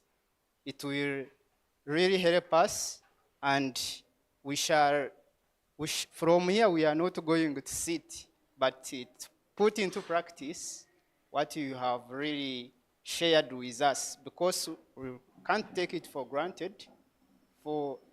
For you to come here to share your knowledge, it means that there is what you are after. So we promise you that after here, we are going to put what you have asked, what you have shared with us into practical, such that we can also be people like you.